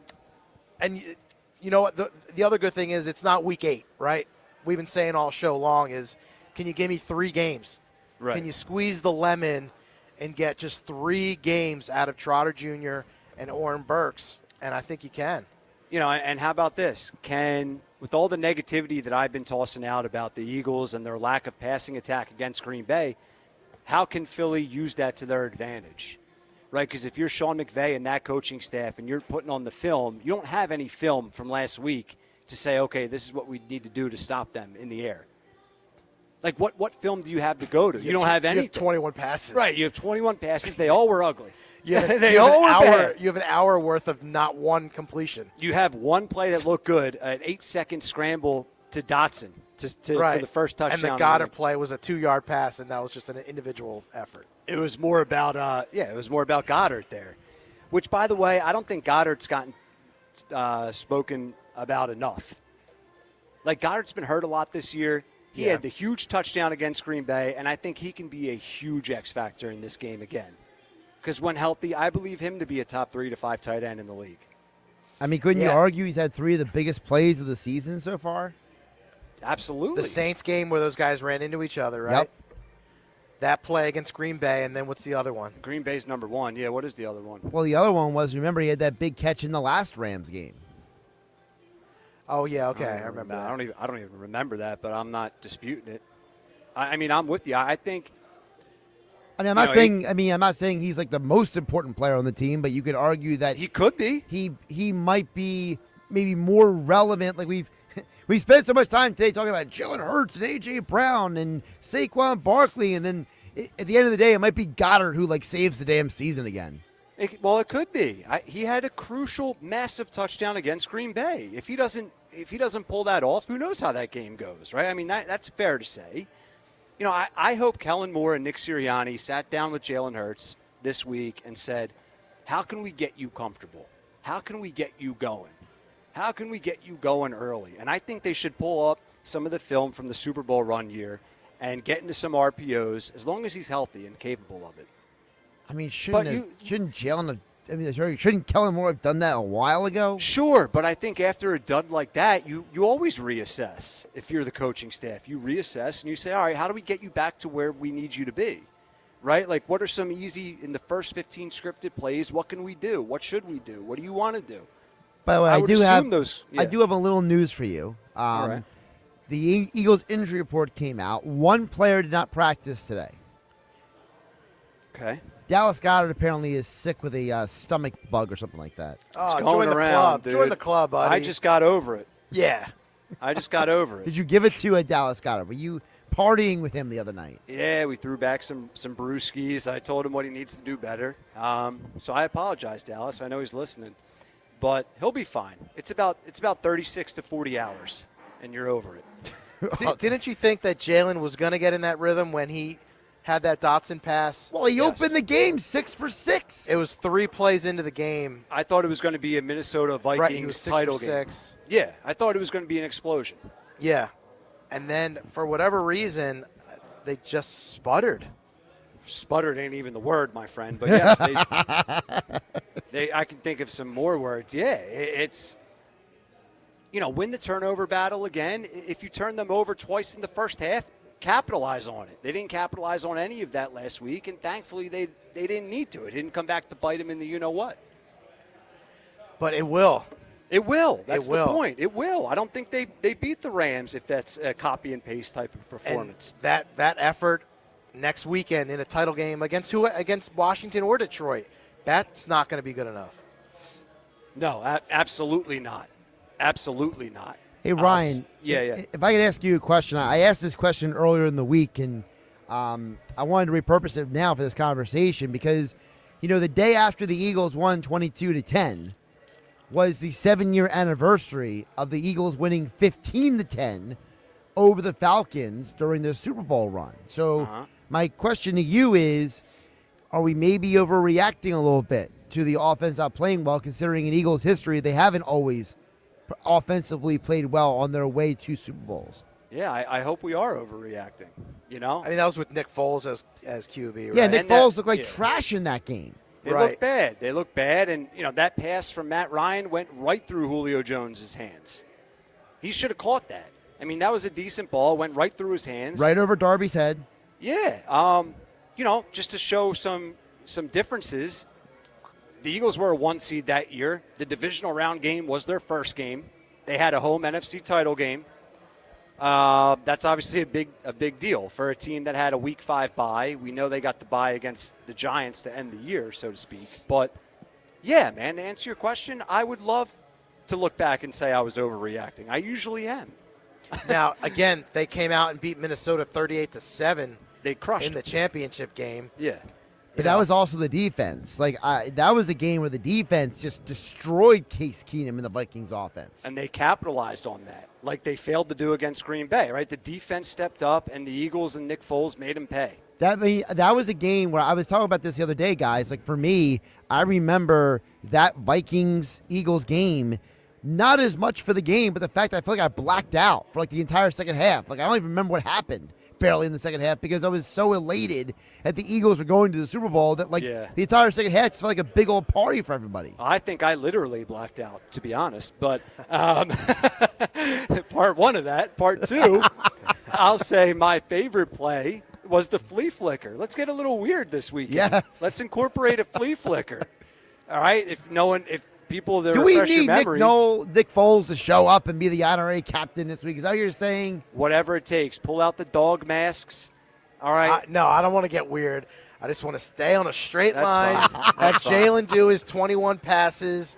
Give me 15 21 completions. Yeah. Let's get Saquon 150 yards, and we're on to the NFC Championship. 15 of 22, Yes. 142 yards. Yes. One passing I want that touchdown. line. Yes. No interceptions. No interceptions. 43 rushing yards. Maybe a two tush sacks. push. We'll give you 2 sacks. Yeah, exactly. Defense comes up big. A.J. Brown, 6 targets, 4 catches, 80 yards, and a tutty. I don't want to rock the boat. No, don't rock the boat, man. The media after the game will continue to question A.J. Brown. What's wrong with this offense? He'll say passing. My prediction is if the Eagles are winning this game, hopefully handedly, that the whole bench ends up pulling out self-help books. That would be great. There's going to be 15 Eagles, all with books on the sideline, probably led by Nick Sirianni because he has the maturity of a 4-year-old. And I hope that happens. I hope that happens. Well, you know some of the fans are going to show up with that With book. the books. And the camera's just going to be panning all over all the place. day. All day. Yep. Yeah, all day. But whatever, man. Get the win, and I don't really give a darn. I really don't. Tell us how you really feel. Jeez. 609-403-0973. If I have to highlight my biggest concern for this game, I would say it's Nakobe Dean and his absence. 1A. 1B is the Rams are going to force you to throw the ball at some point in the game. Can you make them pay? I don't need 200 passing yards, like we just said. Can you make them pay? A couple passes to A.J. Brown, one to Devontae. I think it was McGarry who said, can you get that 3rd and 8 to Smitty? Right. Get the 20-yard pass. Yeah. That moves the chains and gets you in field goal range or what have you. Can you make the big plays when you need them? And can you do what you've been doing all year, where if maybe the first 8 carries to Saquon are, 8 carries, 28 yards, I don't need you to throw it 8 straight times then. Don't get away from why you're here. Kellen Moore has the tendency of doing that, right? He's got to differentiate, He does. run the pass. We talked about it all year long with him. And does the Kellen Moore virtual Zoom interview tomorrow with Dallas, does that impact anything that's going to take place on Sunday? What kind of conversation is that? Hey, Kellen, we fired you a couple years ago. Yeah. But you've kind of had a nice career arc to this point. Yeah. What's your interest level here? You're welcome for us firing you. It clearly helped you. I'd be like, screw you guys, Jerry. My goodness. I do not expect Dion to be going to Dallas either. That whole talk, no way. I could see it happening. Why would you go there if you're Dion? Well, it's just the whole thing. What? It's the whole just kit because and it's caboodle. Dallas? Yep. It's the whole thing. Dion's such an alpha. I agree with you there that he doesn't want to be under Jerry. Jerry needs somebody who will not overshadow him. He needs a Kellen Moore. He needs a Jason Garrett 2.0. Kellen Moore. Right. More is less. Yes. Kellen Moore is less for Jerry Jones. We'll see. I wouldn't be surprised if Kellen Moore ends up getting that job, but lead us to the promised land first. All right, Sports Bash here, 97.3 ESPN. Final segment coming your way next. We're going to get to all of your text messages, so keep them coming while we're still live on the air. Josh takes over at 6 p.m. It's been a fun show. Ryan Rothstein, PG, and Josh. Quick timeout. Final segment coming in hot on 97.3 ESPN. This is the home of Philadelphia Eagles playoff football. It's the NFC divisional round of the playoffs as the Eagles host the LA Rams this Sunday at the Link. Nice catch by Goddard, who breaks the tackle across the 5. Touchdown! Goddard, beast. pushes him in the face twice and into the end zone. Eagles Radio Network coverage begins at 2 p.m. Merrill Reese and Mike Quick call all the action starting at 3 p.m. This is South Jersey's official home for Eagles playoff football. 97.3 ESPN. Progressive's Auto Quote Explorer lets you easily compare direct rates from different insurance companies, so you can be confident you're getting the right one, even if it's not with Progressive. Way more confident than you were when you tried online gaming. Who knew 12-year-old boys could be so mean? Where did they learn to swear like that? 2 hours of losing to these underage trash talkers, and you're starting to question if maybe you really should stick to pickleball and other boomer stuff. So use Progressive's Auto Quote Explorer and be confident you're getting insurance that's right for you. Progressive Casualty Insurance Company and affiliates. Not available in all states or situations. Prices vary based on how you buy. Hey, if you have ugly yellow toe fungus, you gotta hear about the secret 2-minute trick that I found for my husband. It works from both the inside and the outside. Thousands of people are using it to get rid of their toe fungus. You can check it out at crystalflesh.com. Jake started off with a small spot on his big toe and then it spread and got really bad. His toes were nasty. It was so embarrassing. He was afraid to take his socks off. He hid his yellow and crumbly toes from everyone. He tried everything to get rid of it. Nothing helped. And then we found crystalflesh.com. It was the only thing that worked. In just a few weeks, his toes looked amazing. He's now walking around barefoot again. You guys need to try this. I'm telling you, this stuff is different. It's not sold in stores, but go check it out at crystalflesh.com. They'll even let you try it risk-free so you have nothing to lose. But whatever you do, don't let it get worse. You don't have to live with this anymore. Go check it out now. Just click over to crystalflesh.com. For new carpet, the Home Depot is your destination. With a large assortment of affordable carpeting in the brands, styles, and colors you need. And for new carpet savings, the Home Depot also has you covered. With 10% off all special order carpeting right now. Enjoy long-lasting comfort at a great price and free installation. Offer valid January 9th through January 26th, 2025. Receive 10% off special order carpet and installation. Installation included in select markets with qualifying purchase. For licenses, see homedepot.com/license numbers. Texting enrolls you into recurring automated text messages. Consent not required to purchase. Message and data rates may apply. Hey, Dan, how you doing? Haven't seen you around the gym for a while. Yeah, I've really fallen off. Since I turned 40, I just don't get the results I used to get. Could be lower testosterone. Lower T? Yeah, I went through it a while back. Once you hit 40, your body has less free testosterone. I got Nugenix Total T, and it's made a huge difference for me. I've seen that ad on TV. Is it for real? Oh, yeah. The key ingredient is something called Tesnor, which helps boost free and total testosterone levels to help you trim up and stay lean. And it's made a difference for you? Man, I feel like I'm in my 20s again. At work, in the gym, and in the bedroom. Are they still giving out complimentary bottles for people to try it for themselves? Yeah, you just need to send them a text. Text REP to 321-321 right now for your complimentary bottle of Nugenix Total T, the #1 selling testosterone booster at GNC. Plus, text now and we'll include a bottle of Nugenix Thermo, our most powerful fat incinerator ever, to help you get back into shape fast. Absolutely free. Text REP to 321-321. That's REP to 321-321. The Eagles are headed to the playoffs. Congratulations to the entire Eagles organization. It's Pete from Chickie and Pete's. We're proud to be the official sports bar of the Philadelphia Eagles. Come join us for all the Eagles playoff action and the best in-game experience anywhere. Ice cold draft beer, all of your Chickie and Pete's favorites, and of course, world famous crab fries. Perfect for Eagles playoffs. Go where the players go. The official sports bar of the Philadelphia Eagles, Chickies and Pete's. Hi, it's Pete from Chickie and Pete's. Wrap up your workday with the all-new Chickies and Pete's Happy Hour with unbeatable specials weekdays from 4 to 6 p.m. Enjoy half-price orders of Chickies Meaty and Tender Wings, one of our tasty and delicious pizzas, or an order of mouth-watering hot, cold, or fried shrimp. Plus $3 domestic bottled beers, $5 Tito's, and $6 seltzers. It's the all-new Happy Hour weekdays 4 to 6 p.m. only at Chickies and Pete's.